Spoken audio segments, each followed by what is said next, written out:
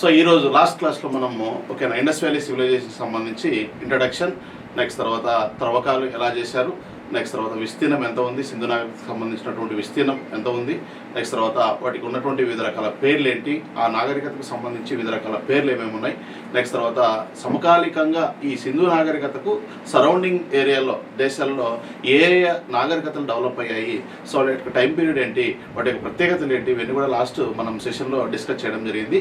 ఈ సెషన్లో సింధు నాగరికతకు సంబంధించి ఆర్థిక పరిస్థితుల గురించి మనం డిస్కస్ చేయబోతున్నాం. సో ఆర్థిక పరిస్థితులు అంటే ఎకానమీ అన్నమాట. ఓకేనా, సింధు నాగరికతకు సంబంధించినటువంటి ఎకానమీ, సింధు ప్రజలకు సంబంధించిన ఆర్థిక పరిస్థితులు అనగా సింధు ప్రజలు చేసినటువంటి వ్యవసాయం, నెక్స్ట్ తర్వాత వాళ్ళు సో యొక్క పశుపోషణ గురించి, వారి యొక్క స్వదేశీ వాణిజ్యం గురించి, వారి యొక్క విదేశీ వాణిజ్యం, ఓకేనా, అగ్రికల్చర్, నెక్స్ట్ తర్వాత cattle reading and internal trade and external trade. ఓకేనా, సో ఇంటర్నల్ ట్రేడ్ సో మనకి ఇండిజినస్ ట్రేడ్ అంటాం అనమాట.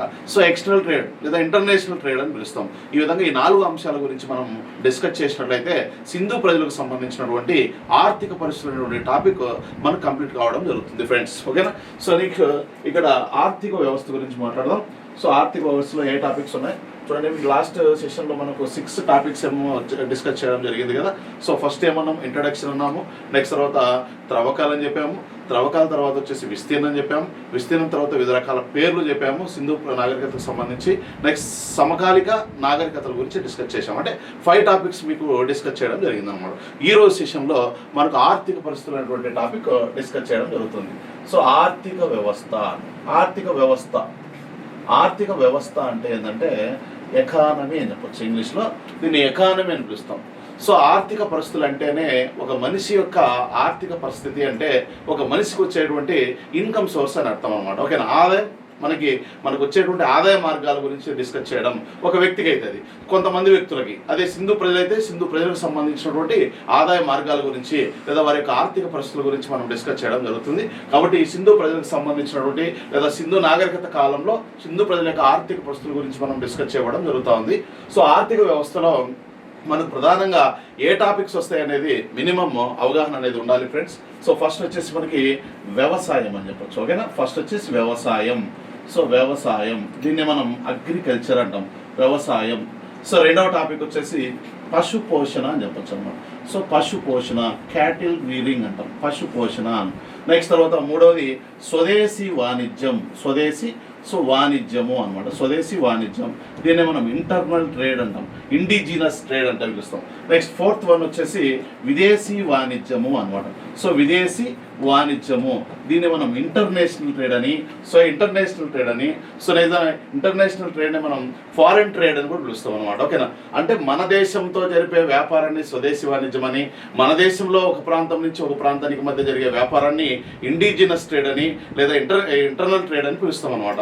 అలా కాకుండా మన భారతదేశపు ప్రాంతం నుంచి విదేశీ ప్రాంతాలతో జరిపేటువంటి వ్యాపారాన్ని మనం ఇంటర్నేషనల్ ట్రేడ్ అని, సో విదేశీ వాణిజ్యం అని, ఫారిన్ ట్రేడ్ అని పిలుస్తాం అనమాట. ఓకేనా, ఇప్పుడు మనం ఎవరి యొక్క ఫారిన్ ట్రేడ్ గురించి మాట్లాడతాం, సో సింధు ప్రజల యొక్క ఫారిన్ ట్రేడ్ గురించి మాట్లాడతాం. సింధు ప్రాంతంలో జరిగేటువంటి స్వదేశీ వాణిజ్యం గురించి డిస్కస్ చేస్తాం. సింధు ప్రజలు సో ఎటువంటి జంతువులను మచ్చిక చేసుకున్నారు, సో పశుపోషణ చేసుకున్నారు అనేది మనం ఇక్కడ డిస్కస్ చేస్తాం.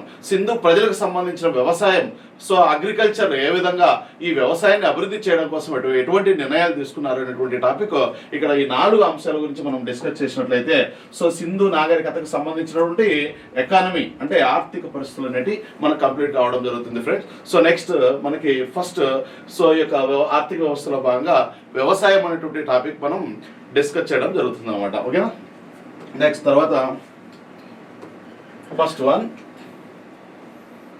సో వ్యవసాయం. వ్యవసాయం అంటే అగ్రికల్చర్ అన్నమాట. సింధు ప్రాంతంలో సింధు ప్రజలు జరిపేటువంటి వ్యవసాయం. ఈ వ్యవసాయాన్ని అభివృద్ధి చేయడం కోసం సప్త సింధు ప్రాంతంలో నివసించిన ప్రజలు ఎటువంటి చర్యలు చేపట్టారు అనేది మనం చూద్దాం ఇక్కడ. సో ఫస్ట్ వచ్చేసి ఇక్కడ మనకి ఒకటి ఏంటంటే వ్యవసాయ పనిముట్లు గురించి మాట్లాడాలన్నమాట. సో వ్యవసాయ పనిముట్లు అన్నమాట, వీటినే అగ్రికల్చర్ టూల్స్ అంటాం, అగ్రికల్చర్ టూల్స్, వ్యవసాయ పనిముట్లు అన్నమాట. నెక్స్ట్ తర్వాత వ్యవసాయాన్ని అభివృద్ధి చేయడం కోసం సింధు ప్రజలు వ్యవసాయాన్ని అభివృద్ధి చేయడం కోసం నీటి పారుదల వ్యవస్థను అభివృద్ధి చేశారు. నీటి పారుదల వ్యవస్థ పారుదల వ్యవస్థ అంటాం.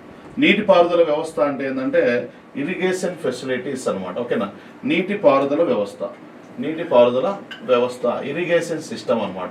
సో ఇరిగేషన్లో అనేక రకాలు ఉంటాయి అనమాట. సో వాటి ఏంటనేది చూస్తాం అనమాట. నెక్స్ట్ సప్త సింధు ప్రాంతంలో వర్షపాతం ఏ విధంగా ఉంది అంటే రెయిన్ ఫాల్ అంటాం దీన్ని. నెక్స్ట్ తర్వాత వృక్ష సంపద ఏ విధంగా ఉంది, వృక్ష సంపద. సో వృక్ష సంపద ఏ విధంగా ఉంది చూస్తాం అనమాట. సో ఈ సప్త సింధు ప్రాంతంలో ఉన్న ప్రజలు పండించినటువంటి రబీ పంటలు ఏంటివి, రబీ పంటలు ఏమేమి ఉన్నాయి. నెక్స్ట్ తర్వాత సో 6th వన్ వచ్చేసి సో ఖరీఫ్ పంటలు ఏమున్నాయి, ఖరీఫ్ పంటలు. సో రబీ పంటలు, ఖరీఫ్ పంటలు అనమాట. సో నెక్స్ట్ ఫస్ట్ వన్ చూడండి, వ్యవసాయ పనిముట్లు ఏమేమి ఉన్నాయి. ఓకేనా, అగ్రికల్చర్ టూల్స్ గురించి మాట్లాడతాం. నెక్స్ట్ ఇరిగేషన్ ఫెసిలిటీస్ ఏమేమి కల్పించారు వీళ్ళు.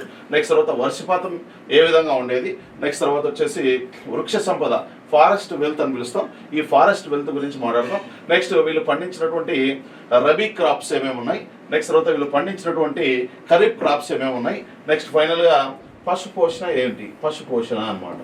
సో పశు పోషణ, ఎందుకంటే పశు పోషణ అనేది మనకు అగ్రికల్చర్లో ఒక పార్టీ అనమాట. ఓకేనా, సో కాబట్టి స్వదేశీ వాణిజ్యం, విదేశీ వాణిజ్యం రెండు కూడా, స్వదేశీ వాణిజ్యం, విదేశీ వాణిజ్యం రెండు కూడా వాణిజ్యమే అంటాం మనం. ఓకేనా, సో అది జరిగేటువంటి ప్రదేశాన్ని బట్టి మనం రెండు పేర్లుగా విడగొట్టుకుంటున్నాం. ఓకేనా, అలాగే ఇక్కడ వ్యవసాయం అంటే పశు పోషణ, వ్యవసాయం రెండు కలిపి తీసుకుంటాం. ఇక్కడ ఈ మధ్య కాలంలో మనకి ఎకానమీలో మీరు చదివినట్టయితే మత్స్య సంపద. ఓకేనా, సో ఇక్కడ చేపల పెంపకం కూడా వ్యవసాయం కింద తీసుకుంటాం కదా. సో అలాగే ఇక్కడ కూడా మనకి హిస్టారికల్గా తీసుకున్నప్పుడు వ్యవసాయం, పశుపోషణ రెండు కూడా వ్యవసాయంలో భాగమైనది మనం గమనించాలి. ఓకేనా, ఓవరాల్గా ఆర్థిక వ్యవస్థలో వ్యవసాయము, పశుపోషణ, స్వదేశీ వాణిజ్యం, విదేశీ వాణిజ్యం 4 టాపిక్ గురించి చదవాలి. సో ఫస్ట్ వ్యవసాయం, పశుపోషణ రెండు కూడా వ్యవసాయంలోకి వస్తాయి. స్వదేశీ వాణిజ్యం, విదేశీ వాణిజ్యం రెండు కూడా వాణిజ్యంలోకి తీసుకుంటాం అనమాట. ఓకేనా, సో ఓవరాల్గా వ్యవసాయం, వాణిజ్యం గురించి చదివితే అది ఆ ప్రాంతం యొక్క ఆర్థిక పరిస్థితిని మనం డిస్కస్ చేసినట్టు లెక్క. ఓకేనా, సో ఇక్కడ కూడా వ్యవసాయాన్ని అభివృద్ధి చేయడం కోసం వాళ్ళు ఎటువంటి చర్యలు తీసుకున్నారు అన్నప్పుడు చూడండి, వాళ్ళు సో ఎటువంటి వ్యవసాయ పనిముట్లను సింధు ప్రజలు ఉపయోగించారనేది చాలా చాలా ఇంపార్టెంట్ ఇక్కడ. నెక్స్ట్ ఎటువంటి ఇరిగేషన్ ఫెసిలిటీస్ వాళ్ళు కల్పించారు. నెక్స్ట్ ఆ సప్త సింధు ప్రాంతం వర్షపాతం అత్యంత ఎక్కువ వర్షపాతం కలిగినటువంటి ప్రాంతమా లేదా తక్కువ వర్షపాతం కలిగిన ప్రాంతమా, ఎలా ఉండేది అప్పట్లో. సో కాబట్టి వర్షపాతం కలిగి ఎక్కువగా ఉన్నట్లయితే వ్యవసాయం అభివృద్ధి చెందే అవకాశం ఎక్కువగా ఉంటుందన్నమాట. సో ఆ విధంగా నెక్స్ట్ తర్వాత వృక్ష సంపద, ఫారెస్ట్ వెల్త్ అనమాట, ఎలా ఉండేది సప్త సింధు ప్రాంతం. అక్కడ పండించినటువంటి రబీ పంటలు ఏమేమి ఉన్నాయి, అక్కడ పండించినటువంటి ఖరీఫ్ పంటలు ఏమేమి ఉన్నాయి, అక్కడ వాళ్ళు ఎటువంటి పశువులను మచ్చిక చేసుకోవడం జరిగింది. ఈ కోణంలో మనం వ్యవసాయం అనేటువంటి టాపిక్ను క్లియర్ కట్గా మనం నేర్చుకుంటాం. ఇవి నేర్చుకోవడమే కాదండి, ఇక్కడ నుంచి బిట్లు ఎలా వస్తాయి అనేది కూడా మనకి చాలా చాలా ఇంపార్టెంట్ అనమాట. ఓకేనా, సో వ్యవసాయం చూద్దాం. ఫస్ట్ వ్యవసాయ పనిముట్లు అనమాట, అగ్రికల్చర్ టూల్స్. ఫస్ట్ వన్ వ్యవసాయ పనిముట్లు అనమాట. వ్యవసాయ పనిముట్లు, వ్యవసాయ పనిముట్లనే మన అగ్రికల్చర్ టూల్స్ ఉంటాయి కదా. ఈ అగ్రికల్చర్ టూల్స్ ఎటువంటి అగ్రికల్చర్ టూల్స్ను వీళ్ళు ఉపయోగించారనేది చూద్దాం. ఓకేనా, సో ఫస్ట్ వీళ్ళు ఉపయోగించినటువంటి అగ్రికల్చర్ టూల్స్ ఏంటంటే ఒకటి నాగలి అనమాట. నాగలి దీన్నే మనం ఫ్లౌ అని పిలుస్తాం, ఫ్లౌ. ఓకేనా, నాగలిని ఉపయోగించారు ఒకటి. నెక్స్ట్ రెండవది ఏంటంటే పారలను ఉపయోగించారు. నాగళ్ళు అని రాసుకోండి ఇక్కడ, నాగళ్ళను ఉపయోగించారు. ఓకే, నాగళ్ళు.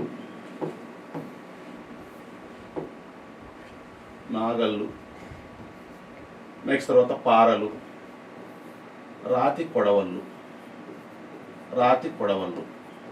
ఈ 3 రకాల వ్యవసాయ పనిముట్లను సింధు ప్రజలు ఉపయోగించడం జరిగిందనమాట. ఓకేనా, సో వీటిని ఏమని పిలుస్తారో చూద్దాం. ఇంగ్లీష్లో ఏమని పిలుస్తాం,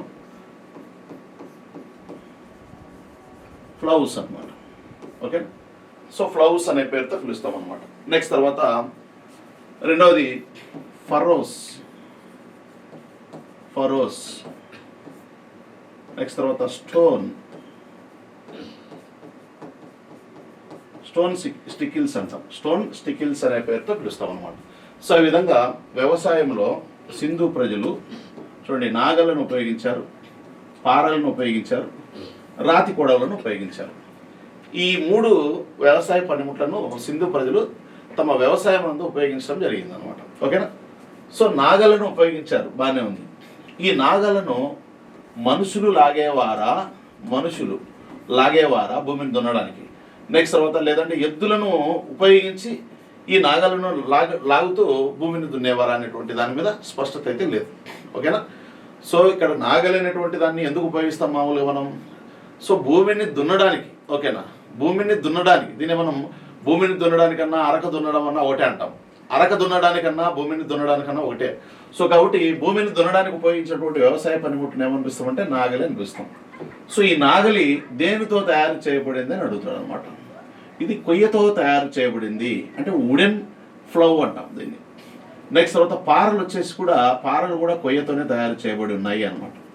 నెక్స్ట్ తర్వాత వచ్చేసి రాతి కొడవళ్ళు రాతితో తయారు చేయబడి ఉన్నాయి. ఓకేనా. స్టోన్ స్టికిల్స్ అనే పేరుతో పిలుస్తాం అనమాట. నెక్స్ట్ తర్వాత పారలను ఫరోస్ అనే పేరుతో పిలుస్తాం. నెక్స్ట్ తర్వాత నాగలను ఫ్లౌస్ అనే పేరుతో పిలుస్తాం. సో ఈ విధంగా 3 రకాల వ్యవసాయ పనిముట్లను సింధు ప్రజలు తమ వ్యవసాయంలో వినియోగించారు అన్నమాట.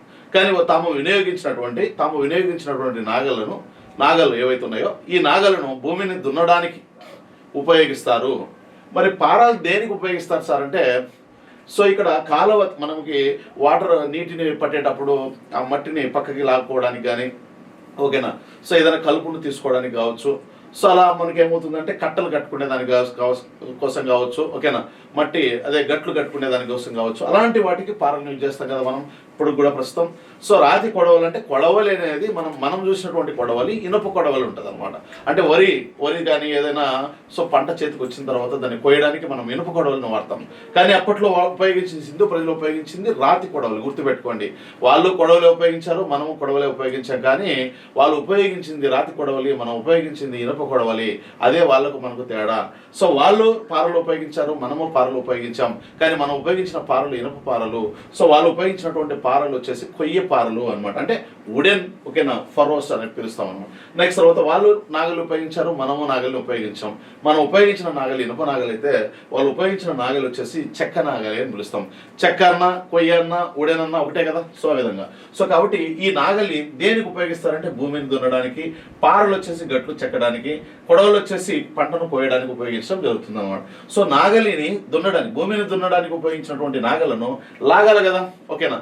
సో కాబట్టి లాగడానికి మనుషులను ఉపయోగించారా లేదా ఎద్దులను ఉపయోగించారా అనే దాని మీద స్పష్టత లేదు. కానీ సో చరిత్రకారులు మాత్రం ఈ నాగలిని లాగడానికి ఎద్దులనే ఉపయోగించారని చెప్పేసి వాదించడం జరుగుతూ ఉందన్నమాట. ఓకేనా.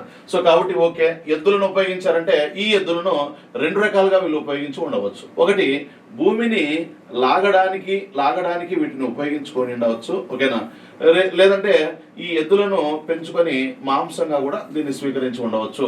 సో కాబట్టి తాము మచ్చిక చేసుకున్నటువంటి ఎద్దును భూమిని దున్నడానికి ఉపయోగించేటువంటి నాగల్ని లాగడానికి దాన్ని ఉపయోగించి ఉండవచ్చు. లేదంటే కొన్ని సందర్భాల్లో దాన్ని మాంసాహారంగా కూడా ఎద్దును స్వీకరించినట్టు తెలుస్తూ ఉంది. ఎద్దు వలన మనకు ఉపయోగం ఏంటంటే, మనకు సింధు నాగరికతలో ముద్రికలు లేదా సీల్స్ అనేటివి తవ్వకాల్లో బయలుపడడం జరుగుతుంది అన్నమాట. ఈ సీల్స్ లేదా ముద్రికల ద్వారా మనకు ఎక్కువగా సమాచారం, సింధు నాగరికతకు సంబంధించినటువంటి సమాచారం వెలుగులోకి వస్తుంది అనమాట. అలా వాళ్ళు విడుదల చేసినటువంటి ముద్రికలు ఏవైతే ఉన్నాయో ఆ ముద్రికలో మెజారిటీ సీల్స్ అనేటి ఎద్దు బొమ్మ కలిగినోటిగా దొరుకుతాయి. చాలా చాలా ఇంపార్టెంట్ అనమాట. ఓకేనా. సో కాబట్టి సింధు ప్రజలు విడుదల చేసినటువంటి ముద్రికల్లో ఏ బొమ్మ కలిగినటువంటి ముద్రికలు ఎక్కువ సంఖ్యలో ముద్రించబడ్డాయి లేదా తవ్వకాల్లో ఎక్కువ సంఖ్యలో బయలుపడ్డాయి అంటే ఎద్దు బొమ్మ కలిగినటువంటి ముద్రికలే ఎక్కువ సంఖ్యలో బయలుపడడం జరిగింది అనేది మీరు గుర్తుపెట్టుకోవాలి. ఓకేనా. సో నెక్స్ట్ కాబట్టి నాగళ్ళు అనేది మనకు ఇక్కడ ఉపయోగించారు, పారలను ఉపయోగించారు, రాతి కొడలను ఉపయోగించారు.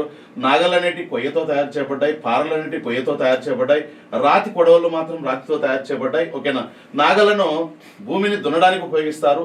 ఈ భూమిని దున్నేటప్పుడు సో ఆ నాగలను లాగడానికి మనుషులను ఉపయోగించారా ఎద్దులను ఉపయోగించారా అనేటువంటి దాని మీద స్పష్టత లేకపోయినప్పటికీ చరిత్రకారులు మాత్రం సో ఎద్దులను ఉపయోగించినట్టు తెలుస్తూ ఉంది, వాళ్ళు వాదించడం జరుగుతూ ఉంది. నెక్స్ట్ తర్వాత ఈ ఎద్దులను కొన్ని సందర్భాల్లో భూమిని నాగలను లాగడానికి ఉపయోగించడమే కాకుండా ఈ ఎద్దులను కొన్ని సందర్భాల్లో మాంసాహారంగా కూడా వాటిని ఉపయోగించినట్టు తెలుస్తూ ఉంది అనమాట. ఓకేనా. సో ఇవి మనకు మినిమం నాలెడ్జ్ అనమాట. ఇప్పుడు ఈ నాగళ్ళకి సంబంధించిన ఆధారాలు అనేవి మనకి ఎగ్జామ్లో వచ్చేటువంటి బిట్లు అనమాట. ఓకేనా. సో ఇప్పుడు ఈ నాగళ్ళు అంటున్నాం కదా, నాగళ్ళకి సంబంధించిన ఆధారాలు మనకు ఏమైనా దొరికాయా అనేది మనకి ఇంపార్టెంట్ అనమాట. ఓకేనా. సో ఎక్కడంటే ఆఫ్ఘనిస్తాన్ అని చెప్పొచ్చు అనమాట. ఆఫ్ఘనిస్తాన్ దేశంలోని షోర్టుగాయి అనమాట.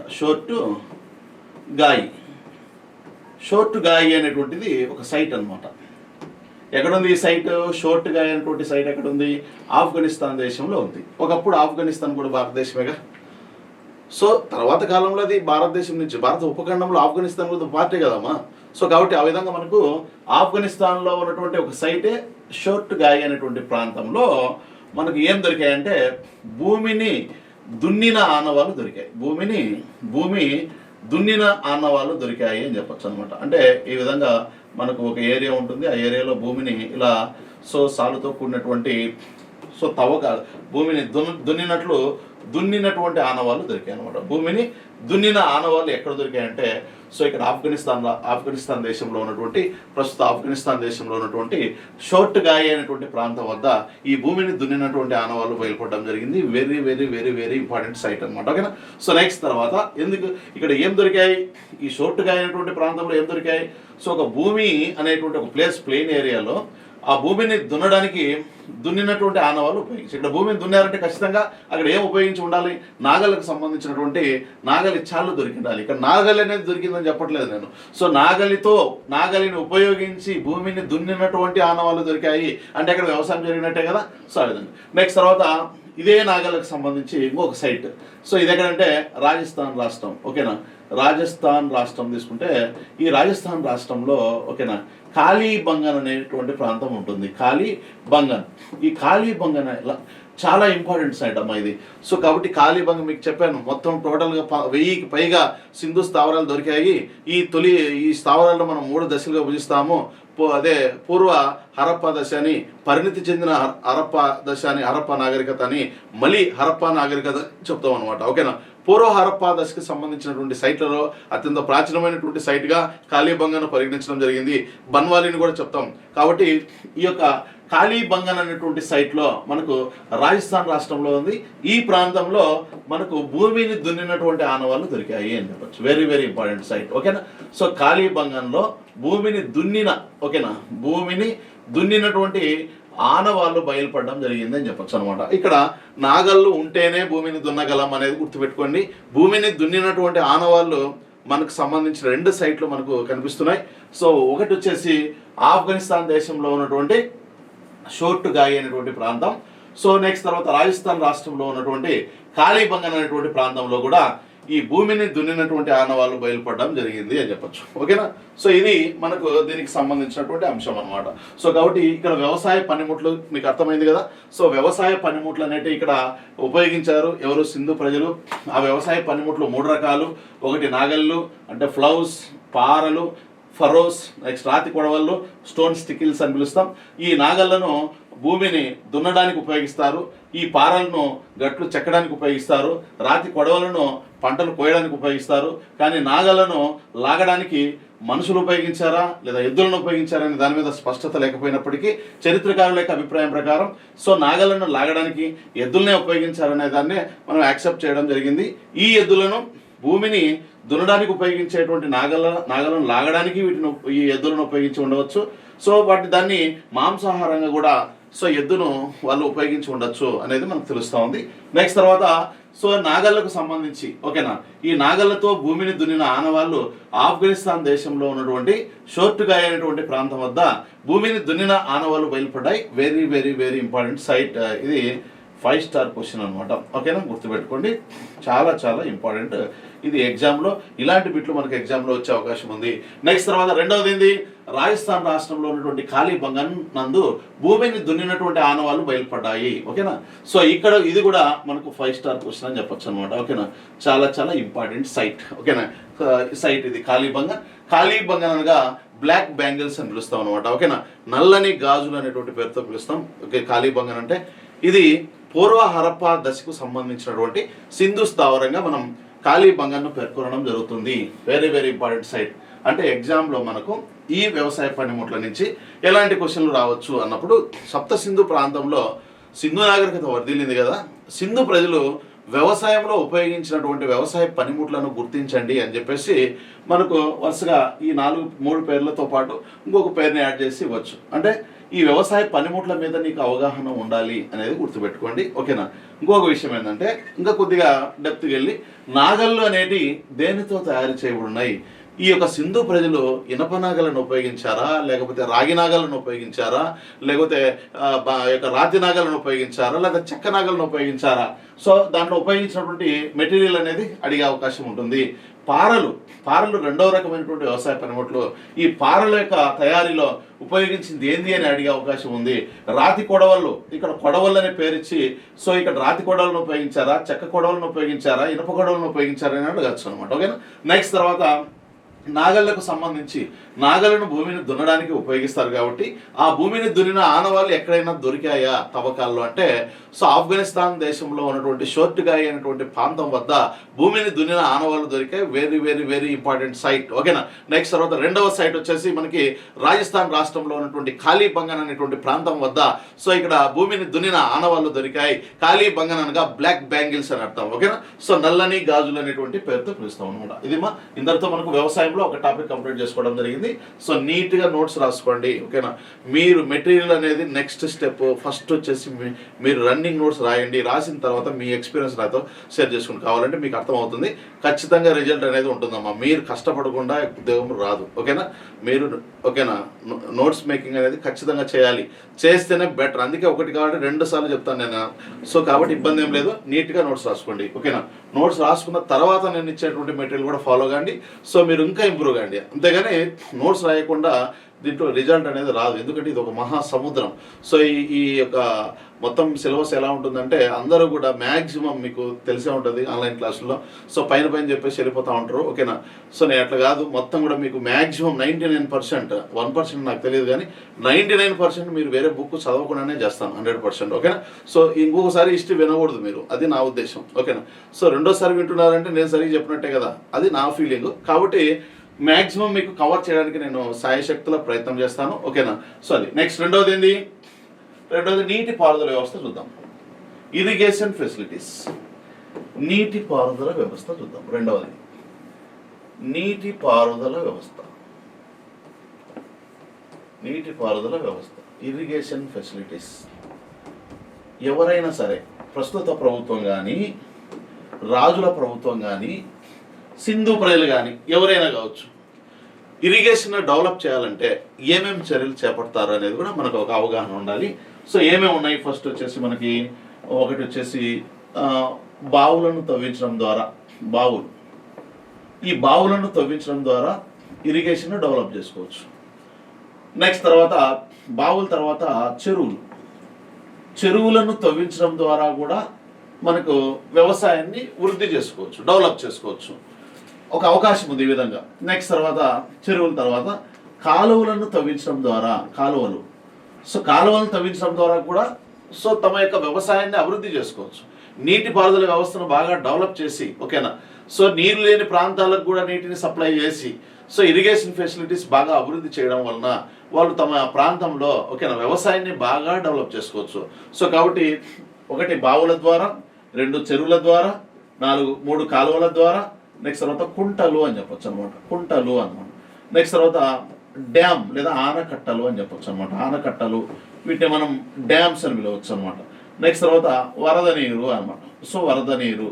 సో ఈ విధంగా మనకు 6 రకాల మార్గాల ద్వారా, ఓకేనా. సో 6 రకాల మార్గాల ద్వారా సింధు ప్రజలు సో ఇక్కడ ఇన్ని రకాల మార్గాల ద్వారా వీళ్ళు ఇరిగేషన్ ఫెసిలిటీస్ని ఇరిగేషన్ డెవలప్ చేసుకోవచ్చు. ఓకేనా. అవకాశం ఉంది అని చెప్తాం అనమాట. ఓకేనా. సో కాబట్టి కానీ వీళ్ళు సో కాలువల ద్వారా చేశారా, లేకపోతే బావుల ద్వారా చేశారా, చెరువుల ద్వారా చేశారా అనేది మనకి ఇక్కడ మనం ఫైండ్ అవుట్ చేయాలన్నమాట. ఓకేనా. దీంట్లో ఫస్ట్ బావులు తీసుకుందాం. ఈ బావులు అనేటి ప్రపంచంలో గుర్తుపెట్టుకొని చాలా చాలా ఇంపార్టెంట్ ఇది పాయింట్. సో సింధు ప్రజల యొక్క ప్రత్యేకత ఏంటంటే ప్రపంచంలోనే తొలిసారిగా ఓకేనా భూగర్భ జలాలు అండర్ గ్రౌండ్ వాటర్ను సో బావుల ద్వారా వెలికి తీసినటువంటి వారు వీళ్ళే. ఓకేనా. చూడండి, ప్రపంచంలోనే చెప్తున్నా నేను, ప్రపంచంలోనే భూగర్భ జలాల ద్వారా నీటిని వినియోగించిన బావుల ద్వారా భూగర్భ జలాలను వెలికి తీసినటువంటి మొదటి ప్రజలు ఎవరైనా ఉన్నారంటే అది సింధు ప్రజలు. Very very very important. ఓకేనా. ప్రపంచంలోనే తొలిసారిగా బావులు అనేటువంటి వీటి ద్వారా భూగర్భ జలాలను వెలికి తీశారనమాట. భూమిలో ఉన్నటువంటి వాటర్ని బయటికి తీసి వ్యవసాయానికి ఉపయోగించుకోవడం కానీ లేదా తాగునీటి కోసం ఉపయోగించుకోవడం కానీ చేయడం జరిగింది. సో కాబట్టి అండర్ గ్రౌండ్ వాటర్ని ఫస్ట్ టైం, ఓకేనా, అండర్ గ్రౌండ్ వాటర్ని దేనికి ఉపయోగించుకోవచ్చు? రెండు రకాలుగా. ఒకటి వ్యవసాయానికి ఉపయోగించవచ్చు, అంటే దీన్ని సాగుకు ఉపయోగించవచ్చు, ఓకేనా. దీన్నే సేద్యము అంటాం. ఇక్కడ సేద్యం అన్నా సాగన్నా వ్యవసాయం అన్నా ఒకటే కదా. సో నెక్స్ట్ తర్వాత రెండవది సాగునీరు అంటాం. దీన్ని త్రాగునీరు అన్నమాట. త్రాగునీరు అంటే భూమిలో ఉన్నటువంటి వాటర్ని తాగడానికైనా ఉపయోగించుకోవచ్చు, లేదా సాగు కోసమైనా ఉపయోగించుకోవచ్చు. సాగు కోసం అంటే పంటల కోసం, వ్యవసాయం కోసం, ఓకేనా, సాగునీరు అంటామా, ఓకేనా. అదే తాగునీరు. ఈ రెండు రకాల మార్గాల ద్వారా మొత్తానికి అయితే భూమిలో ఉన్నటువంటి వాటర్ని వెలికి తీయడం జరిగింది. దేని ద్వారా వెలికి తీశారు? బావుల ద్వారా, వెల్స్ అని పిలుస్తాం, ఓకేనా. ప్రపంచంలోనే తొలిసారిగా బావుల ద్వారా భూగర్భ జలాలను సాగుకు కానీ తాగు కానీ ఉపయోగించినటువంటి మొదటి ప్రజలు ఎవరైనా ఉన్నారంటే అది సింధు ప్రజలు. వెరీ వెరీ వెరీ ఇంపార్టెంట్ అనమాట, ఓకేనా.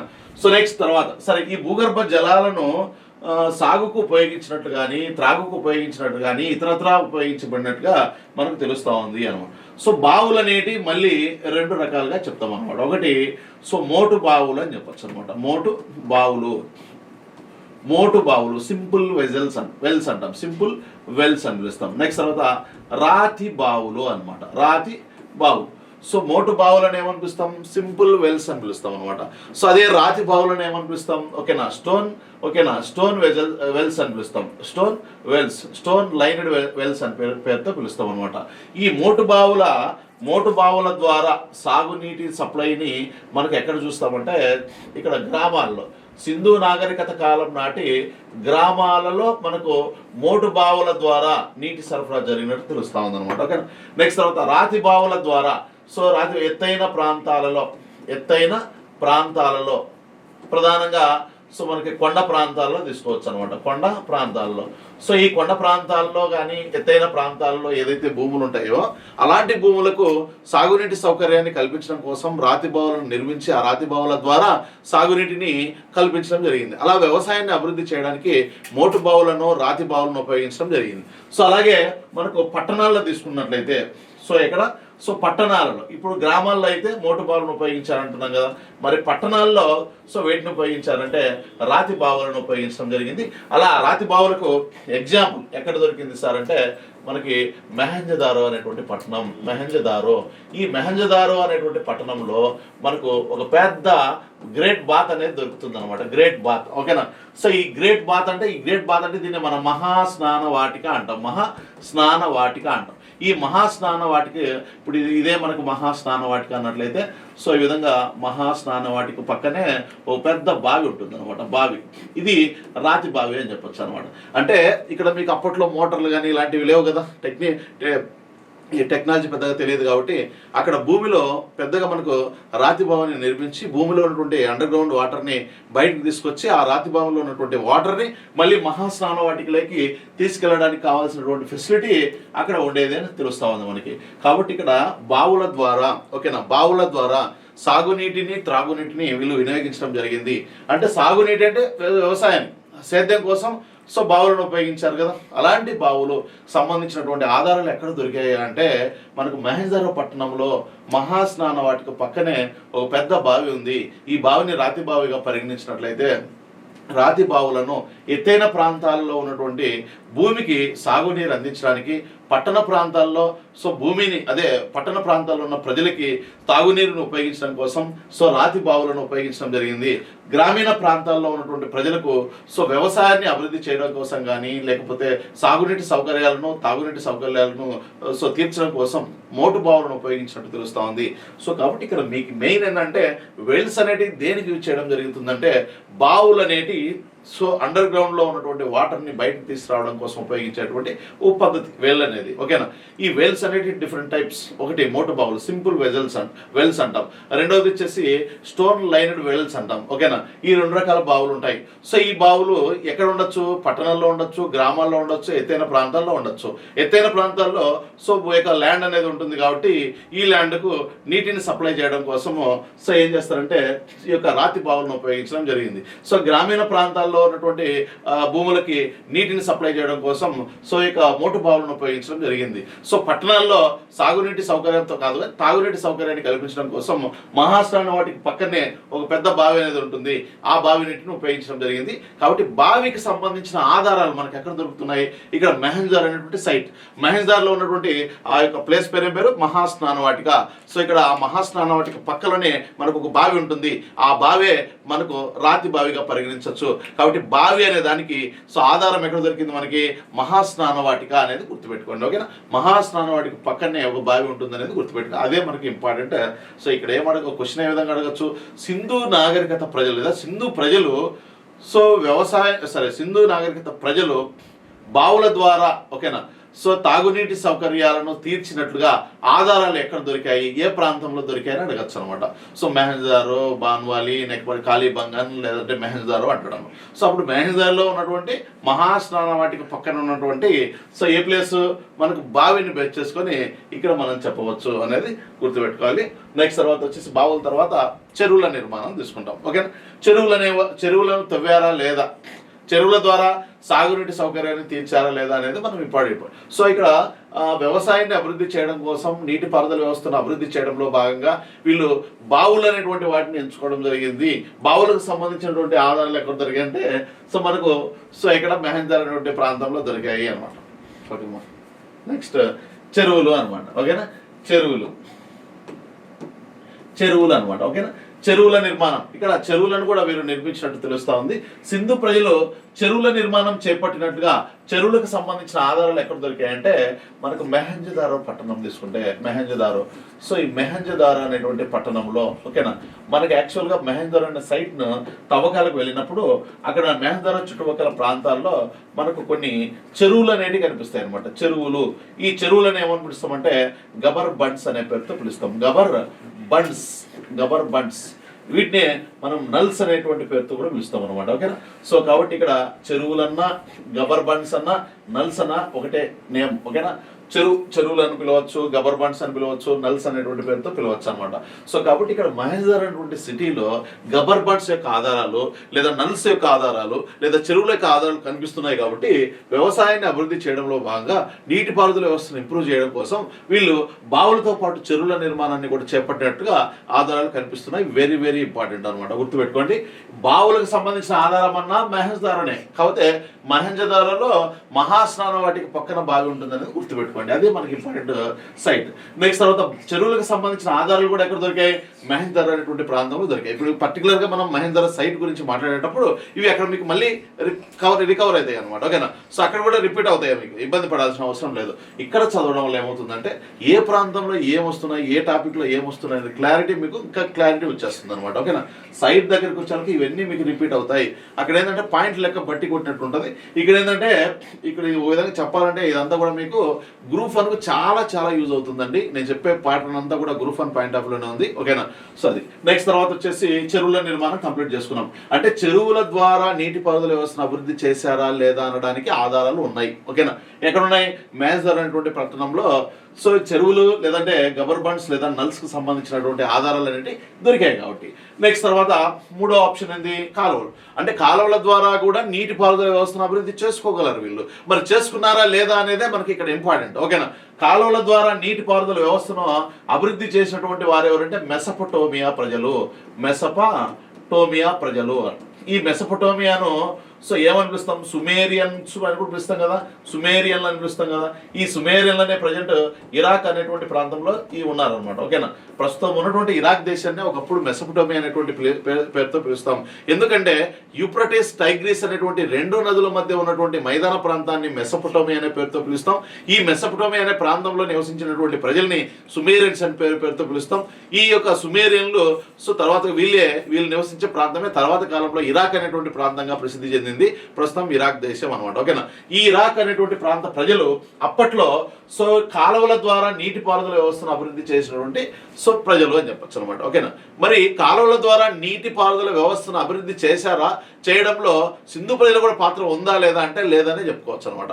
అంటే సింధు ప్రజలకి ఓకేనా, సింధు ప్రజలకి కాలువల ద్వారా, ఓకేనా, కాలువల ద్వారా నీటి పారుదల వ్యవస్థ అభివృద్ధి చేయడం అనేది వీళ్ళకి తెలియలేదు, ఓకేనా. సో కాలువల ద్వారా, ఇప్పుడు సింపుల్ గా అడగచ్చు వాళ్ళు, సింధు ప్రజలు వేటి ద్వారా నీటి పారుదల వ్యవస్థను అభివృద్ధి చేయలేదు అని చెప్పేసి ఆప్షన్ లో బావులు ఇవ్వచ్చు, చెరువులు ఇవ్వచ్చు, కాలువలు ఇవ్వచ్చు, సో ఆనకట్టలు ఇవ్వచ్చు, ఈ విధంగా 4 ఆప్షన్లు ఇవ్వచ్చు అనమాట. వేటి ద్వారా నీటి పారుదల వ్యవస్థను అభివృద్ధి చేయలేదు వీళ్ళు, కాలువలను వీళ్ళు ఇంపార్టెన్స్ ఇవ్వలేదు.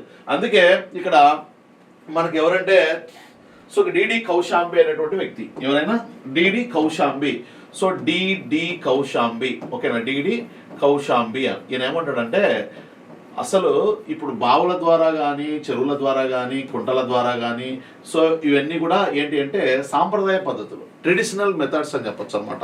సో నీటిపారుదల వ్యవస్థను డెవలప్ చేయడానికి ఉపయోగించేటువంటి ట్రెడిషనల్ మెథడ్స్. అదే కెనాల్స్, ఇప్పుడు మనకి చెరువు అనుకోండి, చెరువు ఒకే చోట మనం తవ్వుతాం, దానివల్ల ఏమవుతుంది, ఆ చుట్టుపక్కల ప్రాంతాలకు మాత్రమే నీరు అందించవచ్చు మనం. బావులు కూడా అంతే కదా, బావులు కూడా ఒక పర్టికులర్ ఏరియాలో ఉన్నటువంటి చుట్టుపక్కల ప్రాంతాలకు మాత్రమే బావుల ద్వారా నీరు అందించగలం. కానీ ఇప్పుడు సప్తసింధు ప్రాంతం ఇది చాలా విశాలమైనటువంటి ప్రాంతం కదా. సో ఇక్కడ ఉన్నటువంటి ప్రాంతానికి అసలు వాటరే ఉండదు, ఇక్కడ ఉన్నటువంటి ప్రాంతానికి వాటర్ ఎక్కువగా ఉంటుంది. కాబట్టి ఇక్కడి నుంచి ఇక్కడికి మనకి కాలువలు అనేవి తవ్వితే అప్పుడు ఇక్కడ ఉన్నటువంటి వాటర్ ఇక్కడికి కూడా సప్లై అయ్యి మొత్తం వ్యవసాయ అదే నీటి పారుదల కలిగినటువంటి ప్రాంతంగా మారి అత్యంత సారవంతమైన భూమిగా మారే అవకాశం ఉంది కదా. సో కాబట్టి కానీ ఇక్కడ కాలువల ద్వారా నీటి పారుదల వ్యవస్థను అభివృద్ధి చేసింది మెసొపొటామియన్స్ చేశారు, సుమేరియన్స్ చేశారు, ఇరాక్ ప్రజలు చేశారు. కానీ ఈ పద్ధతిని కాలువల ద్వారా ఈ నీటి పారుదల వ్యవస్థను అభివృద్ధి చేయడాన్ని సింధు ప్రజలు దాన్ని కంటిన్యూ చేయలేకపోయారు, అంటే దాన్ని ఫాలో కాలేకపోయారు. ఎందుకంటే ఇప్పుడు సింధు ప్రజలకు సమకాలికులు సుమేరియన్స్ కదా, సుమేరియన్స్ ఏ పద్ధతులను ఉపయోగించారో వీళ్ళు కూడా ఆ పద్ధతులను ఉపయోగించవచ్చు కదా. కానీ కాలువల ద్వారా మాత్రం వీళ్ళు వ్యవసాయాన్ని డెవలప్ చేయలేదు, నీటిపారుదల వ్యవస్థను అభివృద్ధి చేయలేదు. అందుకే ఈ యొక్క వినూత్నమైనటువంటి పద్ధతులు, అంటే ఈ ఇన్నోవేటివ్ థింకింగ్ అనేది సింధు ప్రజలకు లేదు అని చెప్పేసి మన ఎవరు డిడి కౌశాంబి అయినటువంటి వ్యక్తి ఏమంటాడంటే, సో ఇక్కడ సింధు ప్రజలు ఓకేనా కాలువల ద్వారా నీటి పారుదల వ్యవస్థను అభివృద్ధి చేయడానికి విముఖులు, వీళ్ళు వ్యతిరేకులు, ఓకేనా. ఆ పద్ధతుల ద్వారా నీటి పారుదల వ్యవస్థ అభివృద్ధి చేయడాన్ని వాళ్ళు వ్యతిరేకించారు. సో అందుకే కాలువల దానికి సంబంధించినటువంటి ఆధారాలు సింధు నాగరికత కాలంలో కనిపించవు అని చెప్పేసి ఎవరు చెప్పడం జరిగింది, డిడి కౌశాంబి చెప్పడం జరిగింది. వెరీ వెరీ ఇంపార్టెంట్ అమ్మా ఇది కూడా. సో ఇక్కడ డిడి కౌశాంబి సింధు ప్రజలు కాలువల ద్వారా వ్యవసాయం చేయడాన్ని వ్యతిరేకించారని చెప్పేసి చెప్పాడు అనమాట. మరి ఆయన చూసి వచ్చాడా? లేదు, జస్ట్ ఆయన రీసెర్చ్ చేసి ఒక అంచనాకు వచ్చి ఆ విషయం చెప్పాడు మరి, ఓకేనా. సో కాబట్టి అది మనకు ఆ స్టేట్మెంట్ ఇంపార్టెంట్. ఇక్కడ నిజంగానే చెప్పాడా లేదా, అతనికి వాళ్ళ కాలానికి సంబంధించిన వాడా, ఇవన్నీ మీకు అనవసరం, ఓకేనా. డిడి కౌశాంబి ఏమన్నాడు అనేదే మనకు ఎగ్జామ్లో బిట్ ఆన్సర్ చేయడం ఇంపార్టెంట్. కానీ ఇదంతా డెప్త్గా తెలుసుకొని నువ్వు ఇక్కడ పిహెచ్డి పట్టకపోతే ఇవన్నీ చేయాల్సిన అవసరం లేదు కదా. సో కాబట్టి జస్ట్ నువ్వు అక్కడ బుక్లో ఏముంది నీట్గా అది తెలిస్తే చాలు అనమాట, ఓకేనా. సో కాబట్టి సార్ డిడి కౌశాంబి యొక్క స్టేట్మెంట్ను గుర్తుపెట్టుకోండి. నెక్స్ట్ తర్వాత కాలువల ద్వారా తొలిసారిగా వ్యవసాయాన్ని డెవలప్ చేసినటువంటి ప్రజలు మెసొపొటామియన్స్, ఇరాక్ ప్రజలు, వీళ్ళని సుమేరియన్ పిలుస్తాం, ఓకే. కాలువల ద్వారా వీళ్ళు సింధు ప్రజలు వ్యవసాయం చేయలేదు అనేటువంటి విషయాన్ని గుర్తుపెట్టుకోండి. సో చేయడాన్ని వ్యతిరేకులుగా, ఓకేనా, చేయడాన్ని వ్యతిరేకించినటువంటి వారు సింధు ప్రజలు అని చెప్పింది ఎవరంటే డిడి కౌశాంబి అని చెప్పొచ్చు, డిడి కౌశాంబి. నెక్స్ట్ తర్వాత కుంటలు తీసుకుందాం, ఓకేనా. కుంటలు, సో కుంటలను ఏమని పిలుస్తాం, ఇప్పుడు కాలువలను కెనాల్స్ అని పిలుస్తాం, చెరువులను ఏమని పిలుస్తాం, ట్యాంక్స్ లేదంటే పాండ్స్ అని పిలుస్తాం అనమాట, పాండ్స్. నెక్స్ట్ కాలువలను కెనాల్స్ అని పిలుస్తాం, కెనాల్స్. కుంటలను పిట్స్, ఓకేనా, పిట్స్ అని పిలవచ్చు, వీటిని కూడా మనం పాండ్స్ అనే పిలుస్తాం అనమాట, ఓకేనా. నెక్స్ట్ తర్వాత ఆనకట్టలు అంటే డ్యామ్స్ అని పిలుస్తాం అనమాట. వరద నీరు ఫ్లడ్ వాటర్ అనమాట, ఓకేనా. So flood water. ఈ విధంగా మనకు 6 రకాల మార్గాల ద్వారా వీళ్ళు వ్యవసాయాన్ని వృద్ధి చేసుకోవచ్చు. కానీ బాల ద్వారా చేసుకున్నారు, చెరువుల ద్వారా చేసుకున్నారు, దానికి సంబంధించిన ఆధారాలు కూడా మనకు దొరికాయి. కాలువల ద్వారా వీళ్ళు వ్యతిరేకులని డిడి కౌశాంబి చెప్పారు, ఓకేనా. తొలిసారిగా కాలువల ద్వారా వ్యవసాయాన్ని అభివృద్ధి చేసింది ఎవరంటే సుమేరియన్స్ అని చెప్పొచ్చు అనమాట. కుంటల ద్వారా వీళ్ళు వ్యవసాయాన్ని వృద్ధి చేసినట్టు కూడా మనకు ఆధారాలు లభిస్తున్నాయి అని చెప్పొచ్చు, ఓకేనా. ఈ కుంటలకు సంబంధించిన ఆధారాలు ఎక్కడ దొరికాయంటే ఒకటి ఆఫ్ఘనిస్తాన్ అని చెప్పొచ్చు, ఓకేనా. ఆఫ్ఘనిస్తాన్ పర్టికులర్ ఈ పేరు అనేది మనకు మెన్షన్ చేయలేదు కానీ జస్ట్ ఆఫ్ఘనిస్తాన్ అని చెప్పారు. నెక్స్ట్ తర్వాత బెలూచిస్తాన్ అనమాట. బెలూచిస్తాన్ సో ఒకప్పుడు బెలూచిస్తాన్ అనేది పాకిస్తానే కదా. సో పాకిస్తాన్ ఒకప్పుడు 1947 కంటే ముందు భారతదేశంలో కదా ఉండేది. సో ఆ విధంగా మనకు బెలూచిస్తాన్ అనేటువంటిది ఒక సైట్ గుర్తుపెట్టుకోండి. ఆఫ్ఘనిస్తాన్ అంటే ఆఫ్ఘనిస్తాన్లోని అనేక ప్రాంతాల్లో, బెలూచిస్తాన్ రాష్ట్రంలోని అనేక ప్రాంతాల్లో ఆనకుంటలకు సంబంధించి పిట్స్ లేదా పాండ్స్కి సంబంధించిన ఆధారాలు మనకు బయలుపడడం జరుగుతూ ఉంది అనమాట. ఓకేనా. నెక్స్ట్ తర్వాత ఆనకట్టలు దిద్దాం. ఆనకట్టలు అనమాట. ఆనకట్టలకు సంబంధించిన ఆధారాలు మనకు ఎక్కడ కనిపిస్తాయి అంటే యాక్చువల్గా రిజర్వాయర్స్ అంటాం కదా మనం దీన్ని. రిజర్వాయర్స్ అంటే నీటిని ఒక చోట రిజర్వ్ చేయడం అనమాట. సో ఇక్కడ వాటర్ ఫెసిలిటీ లేని ఉన్న ప్రాంతాల నుంచి లేని ప్రాంతాలకు కాలువల ద్వారా అదే నీటిని తీసుకొచ్చి కాలువల ద్వారా తీస్తారు. మొత్తానికైతే ఫ్లడ్ వాటర్ కావచ్చు, ఏదైనా కావచ్చు, కాలువలనే కాదు, ఫ్లడ్ వాటర్ కావచ్చు, కొండల నుంచి అదే కాలువల ద్వారా వచ్చేటువంటి వాటర్ కావచ్చు, ఓకేనా, వంకల ద్వారా వచ్చేటువంటి వాటర్ ఒక చోట స్టోర్ చేసి, ఓకేనా, దాన్ని సాగుకు తాగుకు ఉపయోగించడం. దీన్ని మనం రిజర్వాయర్ అంటాం. ఓకేనా, రిజర్వ్ చేయడం రిజర్వాయర్. సో కాబట్టి ఈ రిజర్వాయర్కి సంబంధించినటువంటి ఆధారాలు మనకు ఎక్కడ దొరుకుతాయి అంటే సో ధోలవీర. ఓకేనా, ఎక్కడుంది ఇది? ధోలవీర. ఈ ధోలవీర అనేటువంటి ప్రాంతం గుజరాత్ రాష్ట్రంలో ఉన్నటువంటి ఒక సైట్ అనమాట. ఓకేనా, గుజరాత్ రాష్ట్రం. ఈ గుజరాత్ రాష్ట్రంలో ఉన్నటువంటి ధోలవీర నందు సాగునీటి రిజర్వాయర్కి సంబంధించినటువంటి ఆధారాలు బయలుపడడం జరిగింది అని. సో అది ఒక సైట్ మనకి. అంటే ఆనకట్టలకు సంబంధించి లేదా రిజర్వాయర్కి సంబంధించిన ఆధారాలు అయితే మనకు ధోలవీర చెప్పుకుంటాం సైట్. నెక్స్ట్ కాలువలకు సంబంధించిన ఆధారాలు లేవనేదే గుర్తుపెట్టుకోండి. దాన్ని ఉపయోగించింది ఎవరంటే మెసొపొటేమియన్స్ లేదా సుమేరియన్స్ ఉపయోగించడం జరిగింది. సో కాలువల ద్వారా నీటిపారుదల వ్యవస్థను అభివృద్ధి చేయడాన్ని వ్యతిరేకించినటువంటి ప్రజలు ఎవరైనా వ్యతిరేకించారు సింధు ప్రజలు అని చెప్పింది ఎవరంటే డిడి కౌశాంబే అని చెప్పొచ్చు. కుంటలకు సంబంధించిన ఆధారాలు ఎక్కడ దొరికాయంటే ఆఫ్ఘనిస్తాన్ ప్రాంతంలోని అనేక ప్రాంతాల్లో, నెక్స్ట్ తర్వాత బెలూచిస్తాన్ ప్రాంతంలోని అనేక ప్రాంతాల్లో కుంటలు లేదా పిట్స్కి సంబంధించినటువంటి ఆధారాలు. సో ఇక్కడ గుంత ఉంటుంది, ఆ గుంత చుట్టూ ఆనకట్టలు ఉంటాయి. అదే మనకి కట్టలు, ఓకేనా, ఇది రాతి కట్టలు ఉంటాయి అనమాట. ఇలా వీటిని మనం కుంట అంటాం లేదా పాండ్ అంటాం. ఓకేనా, పాండ్స్ లేదా కుంటలు అని పిలుస్తాం. ఇలాంటి కుంటలకు సంబంధించిన ఆధారాలు అయితే ఆఫ్ఘనిస్తాన్లోని వివిధ ప్రాంతాల్లో, బెలూచిస్తాన్లోని వివిధ ప్రాంతాల్లో బయలుపడడం జరిగింది. నెక్స్ట్ తర్వాత ఆనకట్టలకు సంబంధించి లేదా రిజర్వాయర్కి సంబంధించిన ఆధారాలు ధోలవీర, గుజరాత్ రాష్ట్రంలో ఉన్నటువంటి ధోలవీర అనేది ఒక ఫేమస్ సైట్ అని చెప్పొచ్చు. చెరువులకు సంబంధించినటువంటి ఆధారాలు అయితే మెహంజదారో సైట్ తీసుకుంటాం. నెక్స్ట్ తర్వాత బావులకు సంబంధించిన ఆధారాలు కూడా మెహంజదారో. బావులు అనేవి రెండు రకాలుగా ఉన్నాయి, మోటు బావులు అండ్ రాతి బావులు. మోటు బావులను గ్రామీణ ప్రాంతాల్లో ఉపయోగించారు, రాతి బావులను పట్టణాల్లోనూ ఎత్తైన ప్రాంతాల్లో ఉపయోగించారు. సో పట్టణాల్లో రాతి బావులకు సంబంధించిన ఆధారాలు ఎక్కడ దొరికాయంటే మెహంజదారో కూడా మెహంజదారో అనే సైట్లో ప్రధానంగా మహాస్నాన వాటిక అనేటువంటి ఒక గ్రేట్ బాత్ పక్కనే ఒక బావి నిర్మాణం చేపట్టినట్టు ఆ బావిలోని నీటిని సో తాగుకు, సాగుకు, నెక్స్ట్ తర్వాత ఈ ఎంటర్టైన్మెంట్కి అన్నిటికీ వాటిని ఉపయోగించినట్టుగా మనకు తెలుస్తూ ఉంది అనమాట. ఓకేనా. నెక్స్ట్ తర్వాత ప్రధానంగా బావుల ద్వారా నీటిపారుదల వ్యవస్థను అభివృద్ధి చేశారు, చెరువుల ద్వారా చేశారు, కానీ కాలువల ద్వారా చేయలేకపోయారు. కుంటలను ఉపయోగించారు, కానీ ఆనకట్టలు కట్టినటువంటి ఆనవాళ్ళు కూడా కనిపిస్తున్నాయి. అయినప్పటికీ వీరు ఎక్కువగా వరద నీరు మీదనే ఎక్కువగా ఆధారపడ్డారు. అంటే ఫ్లడ్ వాటర్ మీదనే ఎక్కువగా వీళ్ళు ఆధారపడ్డారు. దేన్ని? వ్యవసాయం. వీళ్ళు చేసే వ్యవసాయానికి, ఓకేనా, వీళ్ళు చేసే వ్యవసాయం, దీన్ని మనం సేద్యం అంటాం కదా, వీళ్ళు చేసే సేద్యానికి ప్రధానంగా సో వరద నీరే ప్రధాన ఆధారంగా మనకు కలిసినట్టు తెలుస్తూ ఉంది. సో కాబట్టి వరదలు, ఇప్పుడు వరద నీరు ఎక్కువగా ఉన్నట్టుగా మనకు ఎక్కువగా మెహంజదారో అనేటువంటి పట్టణం అనేది 7 సార్లు ధ్వంసం చేయబడింది, తిరిగి 7 సార్లు నిర్మించబడింది. కాబట్టి వరదల ద్వారా ధ్వంసమైనటువంటి నగరం మనకు మెహంజదారో చెప్తాం. అందుకే 7 సార్లు ధ్వంసం చేయబడింది, తిరిగి 7 సార్లు నిర్మించబడింది. సో ఆ విధంగా మెహంజదారో అనేటువంటి సైట్ అనేది మనకు ఆ సింధు నది పక్కనే ఉండడం వల్ల, సింధు నది నుంచి వచ్చేటువంటి వరదల వలన ఈ నాగరికత పూర్తిగా ఈ పట్టణం 7 సార్లు ధ్వంసం చేయబడి తిరిగి 7 సార్లు నిర్మించబడింది. కాబట్టి వరదలు రావడం అనేది నిజమే అనేది మనకు అర్థమవుతా ఉందన్నమాట. ఓకేనా. సో ఇది ఫ్రెండ్స్ మనకి వరద నీరు అనేది ఇంపార్టెంట్, ఆనకట్టలు అనేవి ఇంపార్టెంట్, కుంటలు, కాలువలు, చెరువులు, బావులు ఇవన్నీ కూడా నీటిపారుదల వ్యవస్థలో కీలక పాత్ర పోషించినటువంటి అంశాలు. ఇక్కడి నుంచి ఎగ్జామ్ పాయింట్ ఆఫ్ లో మనకేం ఇంపార్టెంట్ అనేది ఇక్కడ ఇవన్నీ చదువుకున్నారు కదా మీరు. సో మెహంజదారో సైట్ మహాస్నానం వాటి పక్కనే ఉన్నటువంటి బావి, అది ఒక పాయింట్ ఇంపార్టెంట్ బిట్. నెక్స్ట్ తర్వాత రెండవది ఏమంటున్నాము, సో ఇక్కడ సింధు ప్రజలు గ్రామీణ ప్రాంతాల్లో ఎటువంటి నీటిపారుదల వ్యవస్థను అభివృద్ధి చేశారు, దానికోసం మోటు బావులో వినియోగం చేశారు. అదే పట్టణాల్లో కానీ లేదంటే ఇలాంటి ఎత్తైన ప్రాంతాల్లో అయితే రాతి బావులను ఉపయోగించారని చూసుకోండి, అవి అడగచ్చు. నెక్స్ట్ చెరువులకు సంబంధించిన ఆధారాలు మెహంజదారో సైట్, వాటిని మనం చెరువులను గబర్బండ్స్ అని నల్స్ అని పిలుస్తాం. కాలువలకు సంబంధించిన ఆధారాలు లభించలేదు. కాలువల ద్వారా చేయడాన్ని వ్యతిరేకించినటువంటి వ్యక్తిని గుర్తుపెట్టుకుంటే అది కూడా ఇంపార్టెంట్ పెట్టే. కుంటలకు సంబంధించిన ఆధారాలు ఆఫ్ఘనిస్తాన్లోని వివిధ ప్రాంతాలు, బెలూచిస్తాన్లోని వివిధ ప్రాంతాలు. ఆనకట్టలకు సంబంధించిన సైట్ వచ్చేసి దోలవీర. వరద నీటికి సంబంధించి ఎక్కువగా సేద్యానికి వరద నీరుని ఉపయోగించినట్టు తెలుస్తూ ఉంది. సో వరదల వలన ధ్వంసమైనటువంటి నగరం మనకు హరప్పా నగరం, మహేంద్రవరం నగరం. ఇలా 7 సార్లు ధ్వంసం చేయబడింది, తిరిగి 7 సార్లు నిర్మించబడింది. దానికి ప్రధాన కారణం అయితే వరదలు అనేటివే మనకు తెలుస్తూ ఉంది అనమాట. ఓకేనా, ఇది ఫ్రెండ్స్ మనకి నీటిపారుదల వ్యవస్థకు సంబంధించి.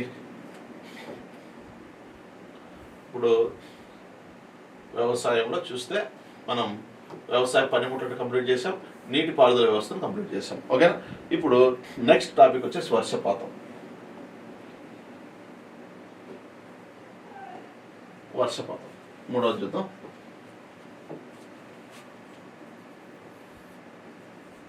వర్షపాతం, రైన్ఫాల్. ఓకేనా, వర్షపాతం అనేది మనకు చాలా ఇంపార్టెంట్. ఓకేనా, ఇప్పుడు వర్షపాతం అనేది లేకుండా మనం వ్యవసాయం అనేది జరగడం కొద్దిగా కష్టమే చెప్పాలంటే. ఎందుకంటే వర్షపాతం ఎక్కడ ఎక్కువ ఉంటుంది, ఎక్కడైతే వృక్ష సంపద ఎక్కువ ఉంటుందో అక్కడ వర్షపాతం ఎక్కువ ఉంటుంది. అంటే వర్షం ఎక్కువ పడాలంటే వృక్ష సంపద ఎక్కువ ఉండాలి. సో ఎక్కడైతే వృక్ష సంపద ఉంటుందో అక్కడ వర్షపాతం ఎక్కువ ఉంటుంది. ఒకవేళ వర్షపాతం తక్కువ ఉంటే ఆటోమేటిక్గా వర్షం అనేది అది యొక్క వృక్ష సంపద తక్కువ ఉండడం వల్ల వర్షపాతం తగ్గిపోయే అవకాశం ఉందన్నమాట. అలా తగ్గిపోయిన సందర్భాల్లో కూడా వ్యవసాయం అనేది అభివృద్ధి చెంది ఉండవచ్చు.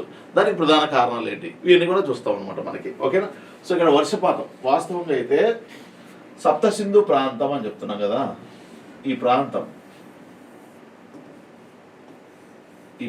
సప్తసింధు ప్రాంతం ఏదైతే ఉందో ఈ ఏరియా. ఓకేనా, ఈ ఏరియా గురించి ఏ గ్రంథంలో ఉంది అని అడుగుతున్నాను. ఓకేనా, క్రీస్తు పూర్వం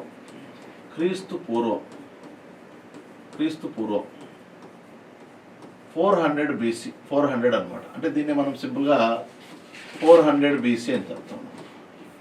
అంటే 300 నుంచి 400 BC మధ్య కాలం అని అర్థం చెప్పచ్చు.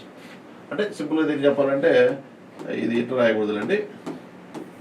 ఓకేనా, 400 అండి, 400 BC. టైం అనేది హైయెస్ట్ నెంబర్ నుంచి లోయెస్ట్ నెంబర్కి వస్తుంది కదా.